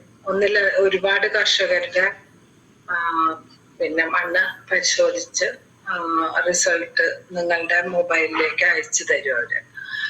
അതല്ലെങ്കിൽ നമ്മൾ ഈ കൂട്ടായ്മ ഒരു കൃഷിഭവനിലെ കൃഷി ഓഫീസറെ ചെന്ന് കാണുകയും അവരുടെ ഒരു ക്ലാസ് വച്ചിട്ട് ഒരു ക്യാമ്പയിൻ മോഡില് സോയിൽ സാമ്പിളുകൾ കളക്ട് ചെയ്തിട്ട് കൃഷിഭവൻ മുഖാന്തരം സോയില് ടെസ്റ്റ് ചെയ്ത് കിട്ടാനുള്ള ഒരു സംവിധാനം ഉണ്ടാക്കുകയും ചെയ്യുക എന്നുള്ളതാണ് വളരെ പ്രധാനപ്പെട്ട ഒരു കാര്യം. മണ്ണിന്റെ ആരോഗ്യം ഉറപ്പുവരുത്താതെ നമ്മള് കാർഷിക പ്രവർത്തനങ്ങള് നമ്മൾ ഉദ്ദേശിക്കുന്ന രീതിയിൽ, അതായത് ആ പ്രദേശത്തെ ഒരു പരിസ്ഥിതിയുടെ ആരോഗ്യം കൂടി ഇതിൽ ഉൾപ്പെട്ടിട്ടുണ്ട്. ആ പ്രദേശത്തിന്റെ മൊത്തം ജനങ്ങളുടെ ആരോഗ്യമാണ് നമ്മളുടെ ലക്ഷ്യം എന്നാണ് നമ്മളുടെ ഉദ്ദേശമെങ്കിൽ ആദ്യമായിട്ട് ചെയ്യേണ്ട ഒരു കാര്യം ഈ മണ്ണ് പരിശോധന സംവിധാനം ഉറപ്പാക്കുക എന്നുള്ളതാണ്. അത് കൃഷിഭവനുമായിട്ട് ബന്ധപ്പെട്ട് നടത്തിയെടുക്കാവുന്ന ഒരു കാര്യമാണ്. അതുകൊണ്ട് അടുത്തുള്ള കൃഷിഭവനിലെ എനിക്ക് തോന്നുന്നു ഇവിടെ എവിടെയാണെന്ന് അറിയില്ല, പുത്തൻമേൽക്കര ബസാറിന്റെ അടുത്താണ് കൃഷിഭവൻ എന്നാണ് ഞാൻ മനസ്സിലാക്കുന്നത്. അത് എല്ലാ പഞ്ചായത്തിലും ഒരു കൃഷിഭവനുണ്ട്. കൃഷിഭവനിൽ ചെന്ന് ഓഫീസറെ കണ്ട് സംസാരിച്ച് മണ്ണ് പരിശോധനയ്ക്ക് ആവശ്യമായിട്ടുള്ള സംവിധാനങ്ങൾ ചെയ്യുക. 2, ഇപ്പൊ മണ്ണ് പരിശോധിച്ച് അതിന്റെ ഫലങ്ങൾ നിങ്ങളുടെ മൊബൈലിലേക്ക് അയച്ചു തരും. അതനുസരിച്ച് മാത്രം വളപ്രയോഗം. നിങ്ങളുടെ മണ്ണിന് പുളിരസം ഇപ്പം അധികം ഇല്ല എന്നുണ്ടെങ്കിൽ, അല്ലെ പുളിരസം കൂടുതലാണെങ്കിൽ എത്ര കണ്ട് കുമ്മായം ഇടണം എന്ന് അതിൽ എഴുതിയിട്ടുണ്ടാവും. നൈട്രജൻ ഇത്രയാണ്, അതുകൊണ്ട് ഇനി എത്ര യൂറിയ അല്ലെങ്കിൽ എന്ത് വളം ഇടണം എന്ന് അവര് നിർദ്ദേശം തരും. അങ്ങനെ മണ്ണിന്റെ ഘടന മെച്ചപ്പെടുത്താനുള്ള കൃത്യമായ നിർദ്ദേശങ്ങള് സോയിൽ ടെസ്റ്റ് ചെയ്ത് കഴിഞ്ഞാല് കിട്ടും. പിന്നൊന്ന് മണ്ണ് ജല സംരക്ഷണമാണ്. മണ്ണൊലിപ്പ് വലിയൊരു പ്രശ്നമായിട്ട് ഇപ്പൊ പ്രത്യേകിച്ചും അനന്തകര കുറച്ചൊരു കുന്നിൻ പ്രദേശം ആയതുകൊണ്ട് മണ്ണൊലിച്ചു പോകാനുള്ള സാധ്യതകളുണ്ട്. മഴക്കാലത്ത് പ്രത്യേകിച്ചും മണ്ണ് ഒലിച്ചു പോകും. അതിന് നമ്മൾ പരമ്പരാഗതമായിട്ട് ചെയ്തിരുന്ന ഇങ്ങനെ തട്ടുകളാക്കുക. പിന്നെ ജൈവ സമ്പത്ത് കൂടുന്തോറും അതിന്റെ വാട്ടർ ഹോൾഡിങ് കപ്പാസിറ്റി കൂടും. പിന്നെ ചെരുവുകളില് ആ തട്ടിലൊക്കെ മണ്ണൊലിപ്പ് തടയുന്ന ചില ഇപ്പം വെറ്റിവർ, അതായത് രാമച്ചം പോലെയുള്ളത് അതിരുകളിലൊക്കെ വച്ചു പിടിപ്പിച്ച ആ മണ്ണൊലിപ്പ് തടയാൻ നല്ല ഒരു മാർഗമാണ്. കൂടുതലും മരങ്ങള് വച്ചു പിടിപ്പിക്കുക. അങ്ങനെയൊക്കെ മണ്ണൊലിപ്പ് തടയാനുള്ള പ്രവർത്തനങ്ങളും നമ്മൾ സ്വീകരിക്കണം. പിന്നെ ഇപ്പൊ വളരെ കുറെ കൂടി ചെലവ് കൂടിയ ചില മെത്തേഡുകളുണ്ട്, ഞാൻ അതിലേക്ക് പോകുന്നില്ല. നമ്മൾ പരമ്പരാഗതമായിട്ട് സ്വീകരിച്ചിരുന്ന മണ്ണൊലിപ്പ് തടയാനുള്ള സമീപനങ്ങളും ഉണ്ടാവേണ്ടതുണ്ട്. ടീസസ് എന്ന് പറഞ്ഞൊരു പുസ്തകമുണ്ട്, റെക്കമെൻഡേഷൻസ്. അത് സാധാരണ കർഷകരെ മാത്രം ഉദ്ദേശിച്ചല്ല, പക്ഷെ അതില് ഓരോ കൃഷിക്ക് ഓരോ വിളയ്ക്കും വേണ്ട എത്രമാത്രമാണ് ഈ പോഷകങ്ങൾ വേണ്ടത് എന്നുള്ളത് പറയുന്നുണ്ട്. പ്രധാന മൂലകങ്ങൾ നൈട്രജൻ, ഫോസ്ഫറസ്, പൊട്ടാഷ്, അത് ഏത് സ്റ്റേജിലൊക്കെയാണ് വേണ്ടത് എന്നും പറയുന്നുണ്ട്. അപ്പൊ നൈട്രജൻ എപ്പോ കൊടുക്കണം, ബേസൽ അതായത് അടിവളമായിട്ട് എത്ര കൊടുക്കണം, മേൽവളമായിട്ട് 2 മേൽവളങ്ങൾ പറഞ്ഞിട്ടുണ്ടെങ്കിൽ ഒന്നാമത്തേല് അത് എപ്പോ കൊടുക്കണം, രണ്ടാമത്തേത് എപ്പോ കൊടുക്കണം, ഇത് കൃത്യമായിട്ട് നിർദ്ദേശിച്ചിട്ടുണ്ട്. ഇത് പരീക്ഷണങ്ങളുടെ അടിസ്ഥാനത്തിലാണ്. അതായത് ആ വിളയുടെ വളർച്ച, അതിന്റെ ഫിസിയോളജി ഒക്കെ അടിസ്ഥാനപ്പെടുത്തിയിട്ടാണ് പഠനങ്ങൾ നടത്തിയിട്ടാണ് പറഞ്ഞിരിക്കുന്നത്. അത് പ്രകാരം മാത്രം ചെയ്താൽ മതിയാവും. ഫോസ്ഫറസ് മുഴുവനായിട്ട് തന്നെ ബേസൽ ആപ്ലിക്കേഷൻ എന്ന് പറഞ്ഞാൽ അടിവളമായിട്ട് കൊടുക്കണമെന്നാണ് നിർദ്ദേശം. പക്ഷെ നമ്മളിപ്പോ കർഷകരുടെ ഇടയിൽ പോയി നോക്കി കഴിഞ്ഞിട്ടുണ്ടെങ്കിൽ പലപ്പോഴും മിക്സർ മേടിച്ചിടും. അപ്പൊ അതിലെ ഫോസ്ഫറസ് പിന്നീട് ആവശ്യമില്ല. ബേസൽ ആപ്ലിക്കേഷൻ മാത്രം പറഞ്ഞിട്ടുണ്ടെങ്കിൽ അടിവളമായിട്ട് മാത്രം ഇട്ടാൽ മതി. അതുകൊണ്ടാണ് ഞാൻ പറഞ്ഞത് എപ്പോഴും കൃഷിഭവനുമായിട്ടൊരു ലിങ്ക് വേണം.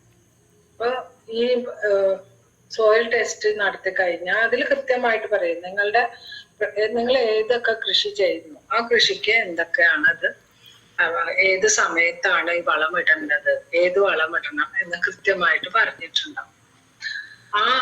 നമ്മൾ അനാവശ്യമായിട്ട് ചെലവാക്കുന്ന പൈസയും കുറയ്ക്കാം, മണ്ണിന്റെ ആരോഗ്യവും സംരക്ഷിക്കാം. അതാണ് ഈ പറഞ്ഞ സോയിൽ ടെസ്റ്റിന്റെ പ്രാധാന്യം. നമ്മളൊരു രോഗം കണ്ടുപിടിക്കുന്നത് എങ്ങനെയാണ്? ഡോക്ടർ ആദ്യം തന്നെ പറയുമ്പോൾ ബ്ലഡ് ടെസ്റ്റ് ചെയ്തിട്ട് വരും എന്ന് പറയും, അല്ലെ? അതുപോലെ തന്നെയാണ് ഇത്. എന്താണ് പ്രശ്നമെന്ന് തിരിച്ചറിയുന്നത് ഈ സോയിൽ ടെസ്റ്റിൽ കൂടിയാണ്. ഇപ്പൊ പുതിയ കുറെ സാങ്കേതിക വിദ്യകൾ വരുന്നുണ്ട് കേട്ടോ. പിന്നെ സെൻസർ വെച്ചിട്ടൊക്കെ ടെസ്റ്റ് ചെയ്യാം. പക്ഷെ അതൊക്കെ കുറച്ച് കോസ്റ്റ്ലി ആണ്. ഈ കൃഷിഭവൻ വഴിയാണെങ്കിൽ പലപ്പോഴും നിങ്ങൾ പൈസ ചെലവാക്കണ്ട. ചിലപ്പോ നോമിനൽ ആയിട്ട് പൈസ കൊടുക്കേണ്ടി വരും. അതല്ല, ഇനിയിപ്പോ കൃഷിഭവൻ വഴി വേണ്ടാന്നുണ്ടെങ്കിൽ നിങ്ങൾക്ക് നേരെ ഈ സോയിൽ ടെസ്റ്റിംഗ് ലാബിൽ കൊണ്ടു കൊടുത്താല് നിങ്ങൾക്ക് ടെസ്റ്റ് ചെയ്ത് കിട്ടും. അപ്പൊ പക്ഷെ പൈസ കൊടുക്കേണ്ടി വരും. നിങ്ങളുടെ ഏറ്റവും അടുത്തുള്ള സോയിൽ ടെസ്റ്റ് ലാബ് ഏതാന്ന് എനിക്ക് അറിയില്ല. എറണാകുളത്തുണ്ട്, പറവൂരുണ്ടോന്ന് എനിക്ക് അറിയില്ല. അത് കൃഷിഭവനിലൊന്ന് ചോദിച്ചാല് നിങ്ങൾക്ക് അറിയാൻ പറ്റും. അടിസ്ഥാനപരമായിട്ട് സോയിൽ ടെസ്റ്റ് ചെയ്തതിന് ശേഷം മാത്രം നമ്മള് രാസവളങ്ങൾ ഇടുക എന്നുള്ള ഒരു കാര്യമാണ് എനിക്ക് ഏറ്റവും പ്രധാനമായിട്ട് പറയാനുള്ളത്. ഒരുപാട് ലാബ് മുക്കിനുണ്ട്, പക്ഷെ സോയിൽ ടെസ്റ്റ് ചെയ്യാനില്ല. അതാണ് പ്രശ്നം. അത് മനുഷ്യന്റെ ആരോഗ്യം മണ്ണിന്റെ ആരോഗ്യമായിട്ട് നമ്മൾ ചേർത്ത് വായിക്കാൻ തുടങ്ങിയത്. അതെ അതെ, അത് ലിങ്ക് ചെയ്യണം നമ്മള്. അത് ഇല്ലാത്തതാണ് ഒരു വലിയ പ്രശ്നം. ഈ അടുത്തിടയ്ക്കാണ് കുടലിലെ ജീവാണുക്കൾ നന്നായാൽ മാത്രമാണ് ശരീരം നന്നാവുള്ളൂ എന്ന് പറയുന്നത്. പക്ഷെ അതിനപ്പുറത്തേക്ക് ഒരു ചിന്താഗതി പറയും, കുടലും ശരീരവും നന്നാവണമെങ്കിൽ മനസ്സ് നന്നാവണം. മനസ്സിലുള്ള ആരോഗ്യത്തെ കുറിച്ചുള്ള കാഴ്ചപ്പാട്, അതായത് ആരോഗ്യം എന്ന് പറഞ്ഞാൽ മനുഷ്യന്റെ മാത്രം ഒറ്റയ്ക്ക് നിലനിൽക്കില്ല, സമസ്ത ജീവികളുടെയും ആരോഗ്യം ഉണ്ടെങ്കിൽ മാത്രം. അതായത് ഹൈഡ്രജനും ഹീലിയവും അല്ലെങ്കിൽ സൂര്യപ്രകാശവും നമുക്ക് നേരിട്ട് ആഗിരണം ചെയ്യാനുള്ള കപ്പാസിറ്റി നമുക്ക് തന്നിട്ടില്ല. അത് ഉള്ള മറ്റ് പല ചെറു ജീവികൾ ഉൾപ്പെടെ അല്ലെങ്കിൽ ചെറു സസ്യങ്ങൾ ഉൾപ്പെടെയുള്ള ഒരു ആവാസ വ്യവസ്ഥയിൽ നമ്മൾ ജീവിക്കാനായിട്ട് സജ്ജമാകുമ്പോൾ മാത്രമാണ് ആരോഗ്യമായ കൊടുക്കൽ വാങ്ങലുകളും ആരോഗ്യമായ ബന്ധങ്ങളും നേരത്തെ പറഞ്ഞ പാരസ്പര്യത്തോടുകൂടി കുറച്ചും കൂടി ആനന്ദത്തോടുകൂടി സൗഖ്യത്തോടുകൂടി ജീവിക്കാനുള്ള ഒരു അവസ്ഥ ഉണ്ടാവുള്ളൂ എന്നുള്ളതാണ് അടിയറയിട്ട് നമ്മൾ മനസ്സിലാക്കേണ്ടത്. കൃഷി എന്നുള്ളതോ അല്ലെങ്കിൽ ആരോഗ്യം എന്നുള്ളതോ സമ്പത്ത് എന്നുള്ളതോ ഒന്നും വേർതിരിച്ച് കാണില്ല. സമ്പത്തിന്, അതായത് പണ്ട് എൻ്റെ ഒരു സുഹൃത്ത് ചോദിച്ചിട്ടുണ്ട് തോട്ടവിളകളുടെ റബ്ബർ വ്യവസായത്തെ കുറിച്ച്, റബ്ബർ കൃഷി ചെയ്യുന്ന കൃഷിക്കാരുടെ മീറ്റിംഗിൽ റബ്ബർ പാല് പൊടിച്ചുകൊണ്ട് ജീവിക്കാൻ പറ്റില്ല. അതുപോലെ തന്നെ കറൻസി നോട്ടുകൾ കടിച്ചുകൊണ്ട് മനുഷ്യൻ ജീവിക്കാൻ പറ്റില്ല. അയാൾ ഏത് കോട്ടിട്ട മനുഷ്യനാണെങ്കിലും മണ്ണിൽ വിളയുന്ന വിളകൾ ഉണ്ടെങ്കിൽ, മണ്ണിൽ പണിയെടുക്കുന്ന ആൾക്കാരുണ്ടെങ്കിലേ ഇവിടെ ജീവന്റെ തുടുപ്പുകൾ വീണ്ടും വീണ്ടും കൂടുതൽ ഫലഭൂയിഷ്ടമായിട്ടുള്ള ആരോഗ്യകരമായ കൃഷി രീതികളും ആരോഗ്യകരമായ ജീവിത ചക്രങ്ങളും നമുക്ക് മുന്നോട്ട് കൊണ്ടുപോകാൻ പറ്റുന്നതാണ് സത്യം. ആ പരമമായ സത്യത ഉൾക്കൊള്ളേണ്ട വിപ്ലവം കഴിഞ്ഞ ഒരു കാലമാണ് നമ്മുടെ. ഹരിത വിപ്ലവം കഴിഞ്ഞു, ബ്ലൂ റെവല്യൂഷൻ കഴിഞ്ഞു, വൈറ്റ് റെവല്യൂഷൻ കഴിഞ്ഞു. ഇതിന്റെ ഒക്കെ മറുവശങ്ങൾ നമ്മൾ പഠിച്ചുകൊണ്ടിരിക്കുകയും അനുഭവിച്ചുകൊണ്ടിരിക്കുന്ന ഒരു കാലമാണ്. അതുകൊണ്ടാണ് നമ്മൾ ഇത്തരത്തിലുള്ള ചെറിയ ചെറിയ പ്രവർത്തനങ്ങൾക്ക് കൂടുതൽ പ്രസക്തമാണ് എന്നുള്ളത് വീണ്ടും നമ്മൾ മനസ്സിലാക്കേണ്ടത്. കൂടുതൽ ആൾക്കാരുടെ പങ്കാളിത്തത്തോടെ നമുക്ക് കൊച്ചു കൊച്ചു പ്രവർത്തനങ്ങൾ ആയിട്ട് മുന്നോട്ട് പോകാം. ഇത് വരും തലമുറയ്ക്ക് വേണ്ടിയുള്ള ഒരു പ്രവർത്തനം കൂടി ആയിട്ട് കാണണം. ഒരു ഗുരുവിന്റെ സ്മരണ എന്നുള്ളത് ഒരു കെട്ടിടത്തിൽ ഒതുക്കിയിരിക്കാതെ പച്ചപ്പും ആരോഗ്യവും ഒക്കെ വീണ്ടെടുക്കാനുള്ള ഒരു പ്രവർത്തനമായിട്ട് കൂടുതൽ ആൾക്കാരുടെ പങ്കാളിത്തത്തോടെ മുന്നോട്ട് പോകാമെന്ന് ആശിച്ചുകൊണ്ട് പ്രത്യേകം നന്ദി പറഞ്ഞുകൊണ്ട് ഇന്ദിരാ മാഡത്തിന് ഉൾപ്പെടെ പങ്കെടുത്ത എല്ലാവർക്കും നന്ദി പറഞ്ഞുകൊണ്ട് നമ്മൾ ഇവിടെ അവസാനിപ്പിക്കുകയാണ്. അടുത്ത വെബിനാർ അടുത്ത മാസം 10-ാം തീയതി 8 മണിക്ക് തന്നെ ആയിരിക്കും. ഇതുപോലെ തന്നെ ഇന്ററാക്ഷൻസ് കൂടുതൽ നടക്കണം. നമ്മൾ ഇവിടുന്ന് ഈ ഇതിൽ നിന്ന് മാറിയിട്ട് മണ്ണിലേക്കും കൂടി കൈയെത്തുന്ന ഒരു വിരലുകൾ ചലിക്കുക, നാവുകൾ മാത്രം ചലിച്ചാൽ പോരാ, വിരലുകൾ ചലിക്കാൻ പറ്റുന്ന മനസ്സുണ്ടാകട്ടെ എന്ന് പ്രാർത്ഥനയോടെ നിർത്തുന്നു. നന്ദി, നമസ്കാരം. ഞാൻ അടിവരയിട്ട് പറയുന്ന ഒരു കാര്യമാണ് കീടനാശിനികളുടെ ഉപയോഗം. കീടനാശിനി എന്ന് ഞാൻ പറയുമ്പോൾ കളനാശിനികളും ഫംഗിസൈഡ്സ്, ഇൻസെക്ടിസൈഡ്സ് ഇതെല്ലാം ഇതിൽ പെടും. പലപ്പോഴും കണ്ടിട്ടുണ്ട് ആ വിൽപ്പന കേന്ദ്രത്തില് ആള് പറയുന്നത് മേടിച്ചുകൊണ്ട് വന്നിട്ടാണ് അടിക്കുന്നത്. അത് അവര് പറയുന്നത് അവർക്ക് കമ്മീഷൻ കിട്ടുന്ന ഇനങ്ങളായിരിക്കും പലപ്പോഴും. അതുകൊണ്ട് കൃഷിഭവനുമായിട്ട് ബന്ധപ്പെട്ട്, പിന്നെ അതുകൂടാതെ ഇപ്പോ നമ്മളുടെ ഒരുപാട് അംഗീകൃത, ഇപ്പൊ കാർഷിക സർവകലാശാലയുടെ തന്നെ സോഴ്സുകളുണ്ട്. നിങ്ങൾക്ക് ഫോൺ ചെയ്ത് വിവരം അറിയാവുന്നതുണ്ട്. കൃഷിഭവനുകളുണ്ട്. അവിടെയൊക്കെ ഒരു ഇപ്പൊ ഡോക്ടറെ കാണാണ്ട് നമ്മള് പലപ്പോഴും ആന്റിബയോട്ടിക്സ് കഴിച്ചിട്ട് പ്രശ്നങ്ങൾ ഉണ്ടാവുന്നുണ്ടല്ലോ. അതിനേക്കാളും ഭീകരമായിട്ടുള്ള ഒരു ദീർഘകാലത്തിൽ പ്രശ്നം ഉണ്ടാക്കുന്ന ഒന്നാണ് രാസകീടനാശിനികള് അനിയന്ത്രിതമായിട്ട് അശാസ്ത്രീയമായിട്ട് പ്രയോഗിക്കുന്നത്. അതില് വലിയ ഒരു ജാഗ്രത വേണം. രാസം അല്ലാത്ത ബയോളജിക്കൽ ഏജൻസ് ഉണ്ട്, പരിസ്ഥിതി സൗഹൃദ രീതികളുണ്ട്. കൃഷിഭവനുമായിട്ട് ബന്ധപ്പെട്ട ഇക്കാര്യത്തിലൊക്കെ നമുക്ക് ഒരുപാട് സാങ്കേതികമായിട്ടുള്ള അറിവുകൾ കിട്ടും. എനിക്കറിയാൻ സമയം ഞാൻ കുറച്ചധികം എടുക്കുന്നു, പെട്ടെന്ന് നിർത്താം. പിന്നെ ഒന്ന്, നമ്മുടെ ജൈവ വൈവിധ്യം ഉറപ്പുവരുത്തുക. ഭക്ഷണത്തിൽ ഒരു വൈവിധ്യം ഉണ്ടായിരിക്കുക. അവിടെ പരമ്പരാഗത വിത്തുകള് കളക്ട് ചെയ്ത് കൃഷി ചെയ്യുന്ന വലിയൊരു പദ്ധതി ഉണ്ടെന്ന് ഡോക്ടർ പ്രവീൺ പറഞ്ഞ് എനിക്കറിയാം. അത് തുടരുക. ഏറ്റവും വൈവിധ്യമുള്ള ഭക്ഷണം കഴിക്കുക എന്നുള്ളതാണ് ആരോഗ്യത്തിന്റെ മറ്റൊരു ആരോഗ്യം, പരിസ്ഥിതിയുടെ ആരോഗ്യം, നമ്മുടെ ആരോഗ്യം. അതുകൊണ്ട് പ്രാദേശികമായിട്ട് കിട്ടുന്ന നമ്മുടെ പരമ്പരാഗത ഭക്ഷണങ്ങളുടെ ഒരു സംസ്കാരം കൂടി പോഷിപ്പിക്കുന്ന തരത്തിലേക്ക് നമ്മുടെ പ്രവർത്തനങ്ങളൊന്ന് വ്യാപിപ്പിക്കണം. അതായത് ഇപ്പോ എല്ലാ പച്ചക്കറികളും, ഇപ്പൊ പച്ചക്കറി എന്ന് പറഞ്ഞാൽ ഉടനെ ക്യാരറ്റ്, ബീൻസ് എന്നൊക്കെയാണ് കുട്ടികളടക്കം പറയുക. പക്ഷെ നമ്മുടെ പരമ്പരാഗതമായിട്ട് നമ്മള് മുരിങ്ങയും പപ്പായയും ഒരു വാഴയെന്ന് തന്നെ എല്ലാ ഭാഗങ്ങളിലും നമ്മൾ ഭക്ഷണമായിട്ട് കഴിച്ചിരുന്നു. ആ ഒരു പരമ്പരാഗതമായിട്ട് ലോക്കലായിട്ട് ഉപയോഗിച്ചിരുന്ന ഫുഡ് കഴിക്കുക എന്നുള്ളൊരു ലോക്കൽ ഫുഡ് കൾച്ചർ നമ്മളുടെ ഇടയിൽ അതും പ്രചരിപ്പിക്കുക എന്നുള്ളത് ഇതിന്റെ ഭാഗമാണ്. കൃഷി എന്ന് പറയുന്നത് ഭക്ഷണം ഉണ്ടാക്കാൻ മാത്രമല്ല, പരിസ്ഥിതി സംരക്ഷിക്കാനും, നല്ല വായു, നല്ല വെള്ളം, നല്ല ഭക്ഷണം, ഇത് മൂന്നും ഉറപ്പാക്കുന്ന തരത്തിലായിരിക്കണം കാർഷിക രംഗത്തിനെ കാണേണ്ടത്.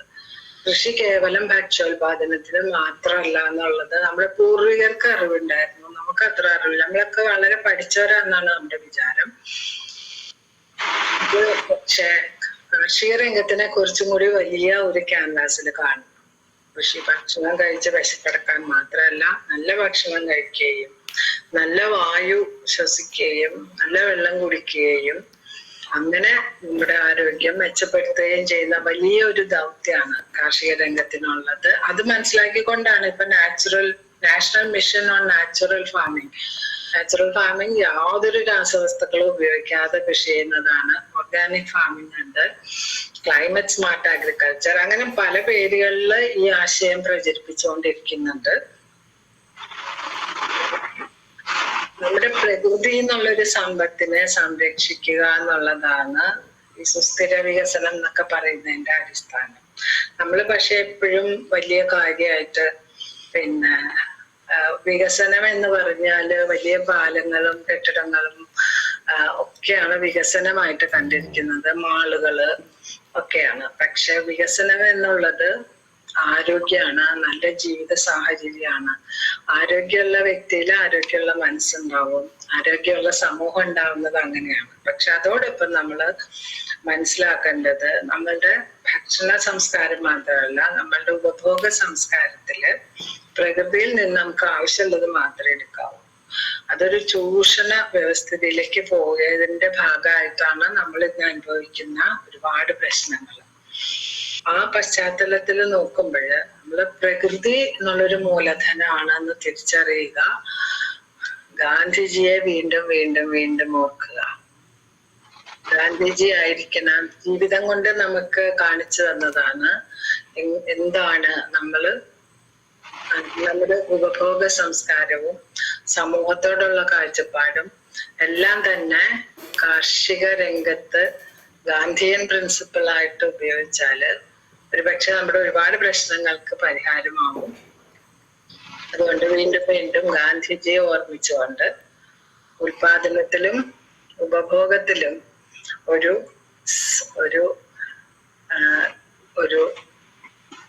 മെച്ചപ്പെട്ടുകൊണ്ടുള്ള ആവശ്യത്തിന് മാത്രം പ്രകൃതിയിൽ നിന്ന് എടുക്കുകയും പ്രകൃതിയെ സംരക്ഷിക്കുകയും ചെയ്തുകൊണ്ട് ഉള്ളൊരു കാഴ്ചപ്പാടോടെ മുന്നോട്ട് പോകാനുള്ള ഒരു ആഹ്വാനം കൂടിയാണ് ഞാൻ തരുന്നത്. ഈ അവസരത്തിന് വളരെ സന്തോഷത്തോടെ വീണ്ടും നന്ദി പറയുന്നു. നമസ്കാരം. നമസ്കാരം. ഗംഭീരമായിട്ട് സംസാരിച്ചു. ഗംഭീരമായിട്ടെന്ന് ഞാൻ പറഞ്ഞത് ഏറ്റവും ചെറിയ സമയത്തിൻ്റെ വില മനസ്സിലാക്കി എന്ന ഒരുപാട് കാര്യങ്ങൾ നന്നായിട്ട് പറഞ്ഞു. ഡോക്ടർ പറഞ്ഞ കാര്യങ്ങൾ കൺക്ലൂഡ് ചെയ്യാൻ ഒരുപാട് കാര്യങ്ങൾ പറഞ്ഞു. ആദ്യം സംസാരിച്ചത് ഹരിത വിപ്ലവം ഒരു പുനർവിചിന്തനം ആവശ്യപ്പെടുന്നു. കേൾക്കുമ്പോൾ തന്നെ നമുക്കൊരു പുതിയ ടോപ്പിക്കാണത്. നമ്മളൊക്കെ വിചാരിച്ചത് ഹരിത വിപ്ലവമാണ് നമ്മളുടെയൊക്കെ ഈ പട്ടിണി മാറ്റിയതെന്നാണ്. പക്ഷേ അതൊരു വേറൊരു സൈഡിൽ കൂടെ നോക്കി കാണുമ്പോൾ ഹരിത വിപ്ലവം എന്ന് പറയുന്നത് അത്രത്തോളം കൊട്ടിഘോഷിക്കേണ്ട ഒരു കാര്യമല്ല. തീർച്ചയായിട്ടും നമുക്ക് ആ വിഷയം അല്ലെങ്കിൽ അതുമായി ബന്ധപ്പെട്ടുള്ള കാര്യങ്ങൾ ഒന്നുകൂടി ചർച്ച ചെയ്യാമെന്ന് എനിക്ക് തോന്നുന്നുണ്ട്. പിന്നെ പറഞ്ഞത് നമുക്കെപ്പോഴും ചില സ്ലോഗൻ പോലെ മണ്ണ് എന്നത് ജീവനുള്ളൊരു വസ്തുവാണെന്നുള്ളത് പലപ്പോഴും നമ്മൾ ഓർക്കാത്തൊരു കാര്യമാണത്. മണ്ണിന് ജീവനുണ്ടോ എന്ന് ചോദിക്കുമ്പോൾ വലിയൊരു ജൈവ ഘടന മണ്ണിലുള്ളതുണ്ട്. മണ്ണ് എന്നത് ജീവനുള്ള വസ്തുവാണെന്ന് അത് തന്നെ ഒരുപാട് കാര്യങ്ങൾ പറയാനുണ്ട്. ആരോഗ്യമുള്ള മണ്ണോ ആരോഗ്യമുള്ള മനുഷ്യൻ, അങ്ങനെയുള്ള കുറേ എന്താ പറയുക വാചകങ്ങൾ, വാക്കുകൾ ഒരുപാട് ചിന്തിക്കാൻ നമ്മളെ പ്രേരിപ്പിക്കുന്ന കാര്യങ്ങളാണ്. അതുപോലെ അമിത വളപ്രയോഗം, മണ്ണിൻ്റെ ആരോഗ്യം, ശ്രദ്ധയോടുകൂടിയ വളപ്രയോഗം ചെയ്യണം. മണ്ണ് പരിശോധന നടത്തണം. തീർച്ചയായിട്ടും മണ്ണ് പരിശോധന നടത്തിയിട്ട് മാത്രമേ വളപ്രയോഗം നടത്താൻ പാടുള്ളൂ. മണ്ണിൻ്റെ ഘടന മെച്ചപ്പെടുത്തുക എന്നുള്ളത്, വളപ്രയോഗം നടത്തുന്നതിനൊക്കെ മുമ്പ് തന്നെ നമ്മൾ മണ്ണ് പരിശോധിക്കണം, മണ്ണിൻ്റെ ഘടന മെച്ചപ്പെടുത്തുക, ജൈവ വസ്തുക്കൾ ധാരാളം ആഡ് ചെയ്തിട്ട് മണ്ണിൻ്റെ ഘടന മെച്ചപ്പെടുത്തണം, മണ്ണ് സംരക്ഷണ പ്രവർത്തനങ്ങൾ നടത്തണം എന്നുള്ള കാര്യങ്ങൾ. അതുപോലെ ഈ രാസകീടനാശിനികളുടെയൊക്കെ ഉപയോഗം പരമാവധി നിയന്ത്രിച്ച് തന്നെ ചെയ്യേണ്ട ഒരു കാര്യമാണ്. പിന്നൊന്ന് എന്താ പറയുക, വളരെ നമുക്ക് താല്പര്യം ജനിപ്പിക്കുന്ന ഒരു പ്രയോഗം നടത്തി. കൃഷി കേവലം ഭക്ഷ്യോൽപാദനത്തിന് മാത്രമുള്ളതല്ല എന്ന്. നമ്മളെപ്പോഴും ആലോചിക്കുന്നൊരു കാര്യം, കൃഷി എന്നുള്ളത് നമ്മുടെ വിശപ്പെടുക്കാനുള്ള ഭക്ഷ്യോൽപാദനം നടത്താനുള്ളൊരു യാന്ത്രിക പ്രവർത്തനമായിട്ടാണ്. അപ്പോൾ കൃഷി എന്ന് പറയുന്നത് അതിനൊക്കെ അപ്പുറത്തുള്ള വലിയൊരു സംഭവമാണ്. നമ്മളുടെയൊക്കെ കേവല ഭക്ഷ്യോൽപാദനത്തിനുള്ളൊരു ഉപാധി മാത്രമല്ല കൃഷി. അതിൽ നിന്നത് പറഞ്ഞ് അവസാനിപ്പിക്കുന്ന സുസ്ഥിര വികസനത്തിൻ്റെ കാര്യമാണ്. സുസ്ഥിര വികസനം എന്ന് പറയുന്നത് എല്ലാവർക്കും എല്ലാ കാലത്തും ഗുണപ്രദമായിട്ടുള്ള വികസനം എന്താണ്, അതിനെയാണ് നമ്മൾ സുസ്ഥിര വികസനം എന്ന് പറയുന്നത്. അത് ഗാന്ധിജിയുടെ തത്വങ്ങളിലേക്കാണ് ഡോക്ടർ അതിനെ സന്നിവേശിപ്പിച്ചത്. ഗാന്ധിജി വിഭാവനം ചെയ്യുന്ന ഒരു ലോകക്രമം എങ്ങനെയായിരുന്നു എന്നുള്ളത്. അപ്പോൾ ജൈവവൈവിധ്യത്തിനെ പറ്റിയിട്ടും ജൈവവൈവിധ്യം നിലനിർത്തുന്ന കാര്യങ്ങൾ ഇതെല്ലാം നന്നായിട്ട് സംസാരിച്ചു. അപ്പോൾ തീർച്ചയായിട്ടും നമുക്ക് ഇതുവരെ നടന്ന ക്ലാസ്സുകൾ എനിക്ക് തോന്നുന്നത് കുറച്ചും കൂടി ചെറിയ സമയത്തിൽ ഒരുപാട് കാര്യങ്ങൾ കൃത്യമായി സംസാരിച്ച ഒരു ക്ലാസ്സായിരുന്നു ഇത്. എന്തായാലും നന്ദി, നമസ്കാരം. ഈ ഇന്നത്തെ സെഷൻ അവസാനിപ്പിക്കുന്നതിന് വേണ്ടിയിട്ട് പ്രവീൺ ഡോക്ടറെ ഞാൻ ക്ഷണിക്കുന്നു. എന്തെങ്കിലും ചോദ്യങ്ങൾ ചോദിക്കാനുണ്ടോ?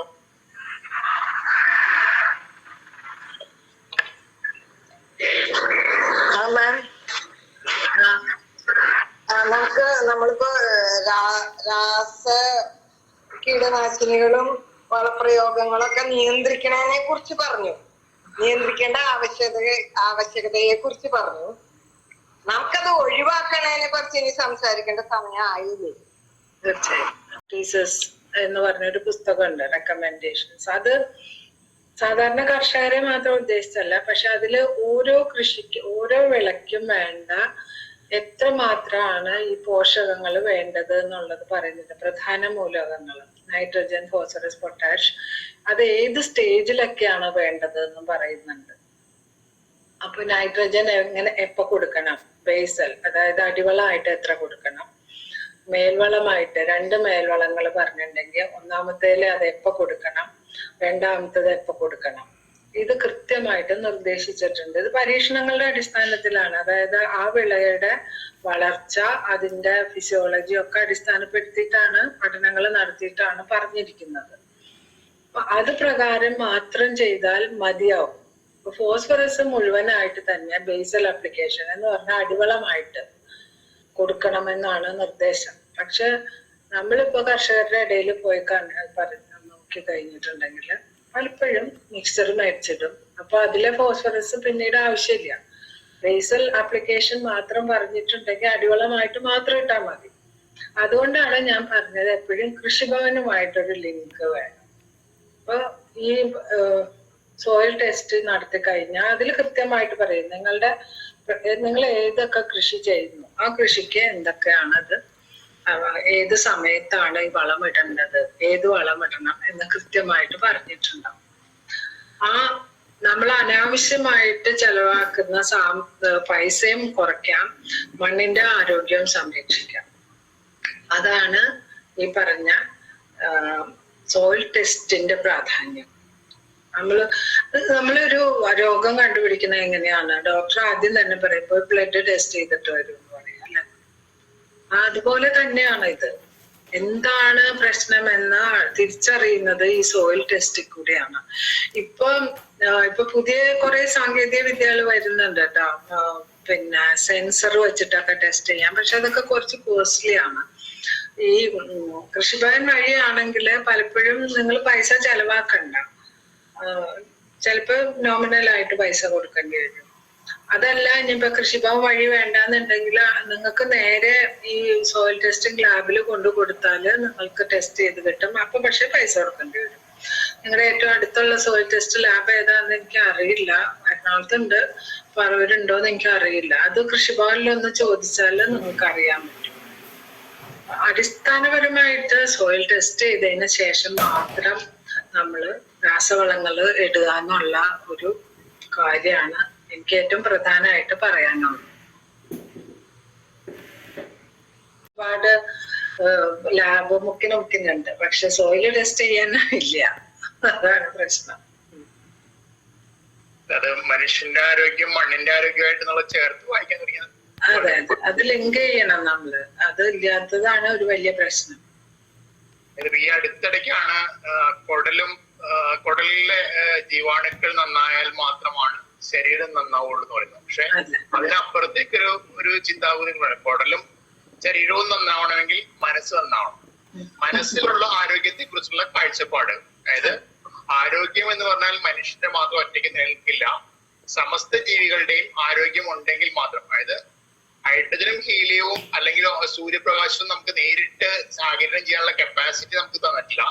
അത് ഉള്ള മറ്റു പല ചെറു ജീവികൾ ഉൾപ്പെടെ അല്ലെങ്കിൽ ചെറു സസ്യങ്ങൾ ഉൾപ്പെടെയുള്ള ഒരു ആവാസ വ്യവസ്ഥയിൽ നമ്മൾ ജീവിക്കാനായിട്ട് സജ്ജമാകുമ്പോൾ മാത്രമാണ് ആരോഗ്യമായ കൊടുക്കൽ വാങ്ങലുകളും ആരോഗ്യമായ ബന്ധങ്ങളും നേരത്തെ പറഞ്ഞ പാരസ്പര്യത്തോടുകൂടി കുറച്ചും കൂടി ആനന്ദത്തോടുകൂടി സൗഖ്യത്തോടുകൂടി ജീവിക്കാനുള്ള ഒരു അവസ്ഥ ഉണ്ടാവുള്ളൂ എന്നുള്ളതാണ് അടിയറയിട്ട് നമ്മൾ മനസ്സിലാക്കേണ്ടത്. കൃഷി എന്നുള്ളതോ അല്ലെങ്കിൽ ആരോഗ്യം എന്നുള്ളതോ സമ്പത്ത് എന്നുള്ളതോ ഒന്നും വേർതിരിച്ച് കാണില്ല. സമ്പത്തിന്, അതായത് പണ്ട് എൻ്റെ ഒരു സുഹൃത്ത് ചോദിച്ചിട്ടുണ്ട് തോട്ടവിളകളുടെ റബ്ബർ വ്യവസായത്തെ കുറിച്ച്, റബ്ബർ കൃഷി ചെയ്യുന്ന കൃഷിക്കാരുടെ മീറ്റിംഗിൽ റബ്ബർ പാല് കുടിച്ചുകൊണ്ട് ജീവിക്കാൻ പറ്റില്ല. അതുപോലെ തന്നെ കറൻസി നോട്ടുകൾ കടിച്ചുകൊണ്ട് മനുഷ്യൻ ജീവിക്കാൻ പറ്റില്ല. അയാൾ ഏത് കോട്ടിട്ട മനുഷ്യനാണെങ്കിലും മണ്ണിൽ വിളയുന്ന വിളകൾ ഉണ്ടെങ്കിൽ, മണ്ണിൽ പണിയെടുക്കുന്ന ആൾക്കാരുണ്ടെങ്കിലേ ഇവിടെ ജീവന്റെ തുടിപ്പുകൾ വീണ്ടും വീണ്ടും കൂടുതൽ ഫലഭൂയിഷ്ടമായിട്ടുള്ള ആരോഗ്യകരമായ കൃഷി രീതികളും ആരോഗ്യകരമായ ജീവിത ചക്രങ്ങളും നമുക്ക് മുന്നോട്ട് കൊണ്ടുപോകാൻ പറ്റുന്നതാണ് സത്യം. ആ പരമമായ സത്യത ഉൾക്കൊള്ളേണ്ട വിപ്ലവം കഴിഞ്ഞ ഒരു കാലമാണ് നമ്മുടെ. ഹരിത വിപ്ലവം കഴിഞ്ഞു, ബ്ലൂ റെവല്യൂഷൻ കഴിഞ്ഞു, വൈറ്റ് റെവല്യൂഷൻ കഴിഞ്ഞു. ഇതിന്റെ ഒക്കെ മറുവശങ്ങൾ നമ്മൾ പഠിച്ചുകൊണ്ടിരിക്കുകയും അനുഭവിച്ചുകൊണ്ടിരിക്കുന്ന ഒരു കാലമാണ്. അതുകൊണ്ടാണ് നമ്മൾ ഇത്തരത്തിലുള്ള ചെറിയ ചെറിയ പ്രവർത്തനങ്ങൾക്ക് കൂടുതൽ പ്രസക്തമാണ് എന്നുള്ളത് വീണ്ടും നമ്മൾ മനസ്സിലാക്കേണ്ടത്. കൂടുതൽ ആൾക്കാരുടെ പങ്കാളിത്തത്തോടെ നമുക്ക് കൊച്ചു കൊച്ചു പ്രവർത്തനങ്ങൾ ആയിട്ട് മുന്നോട്ട് പോകാം.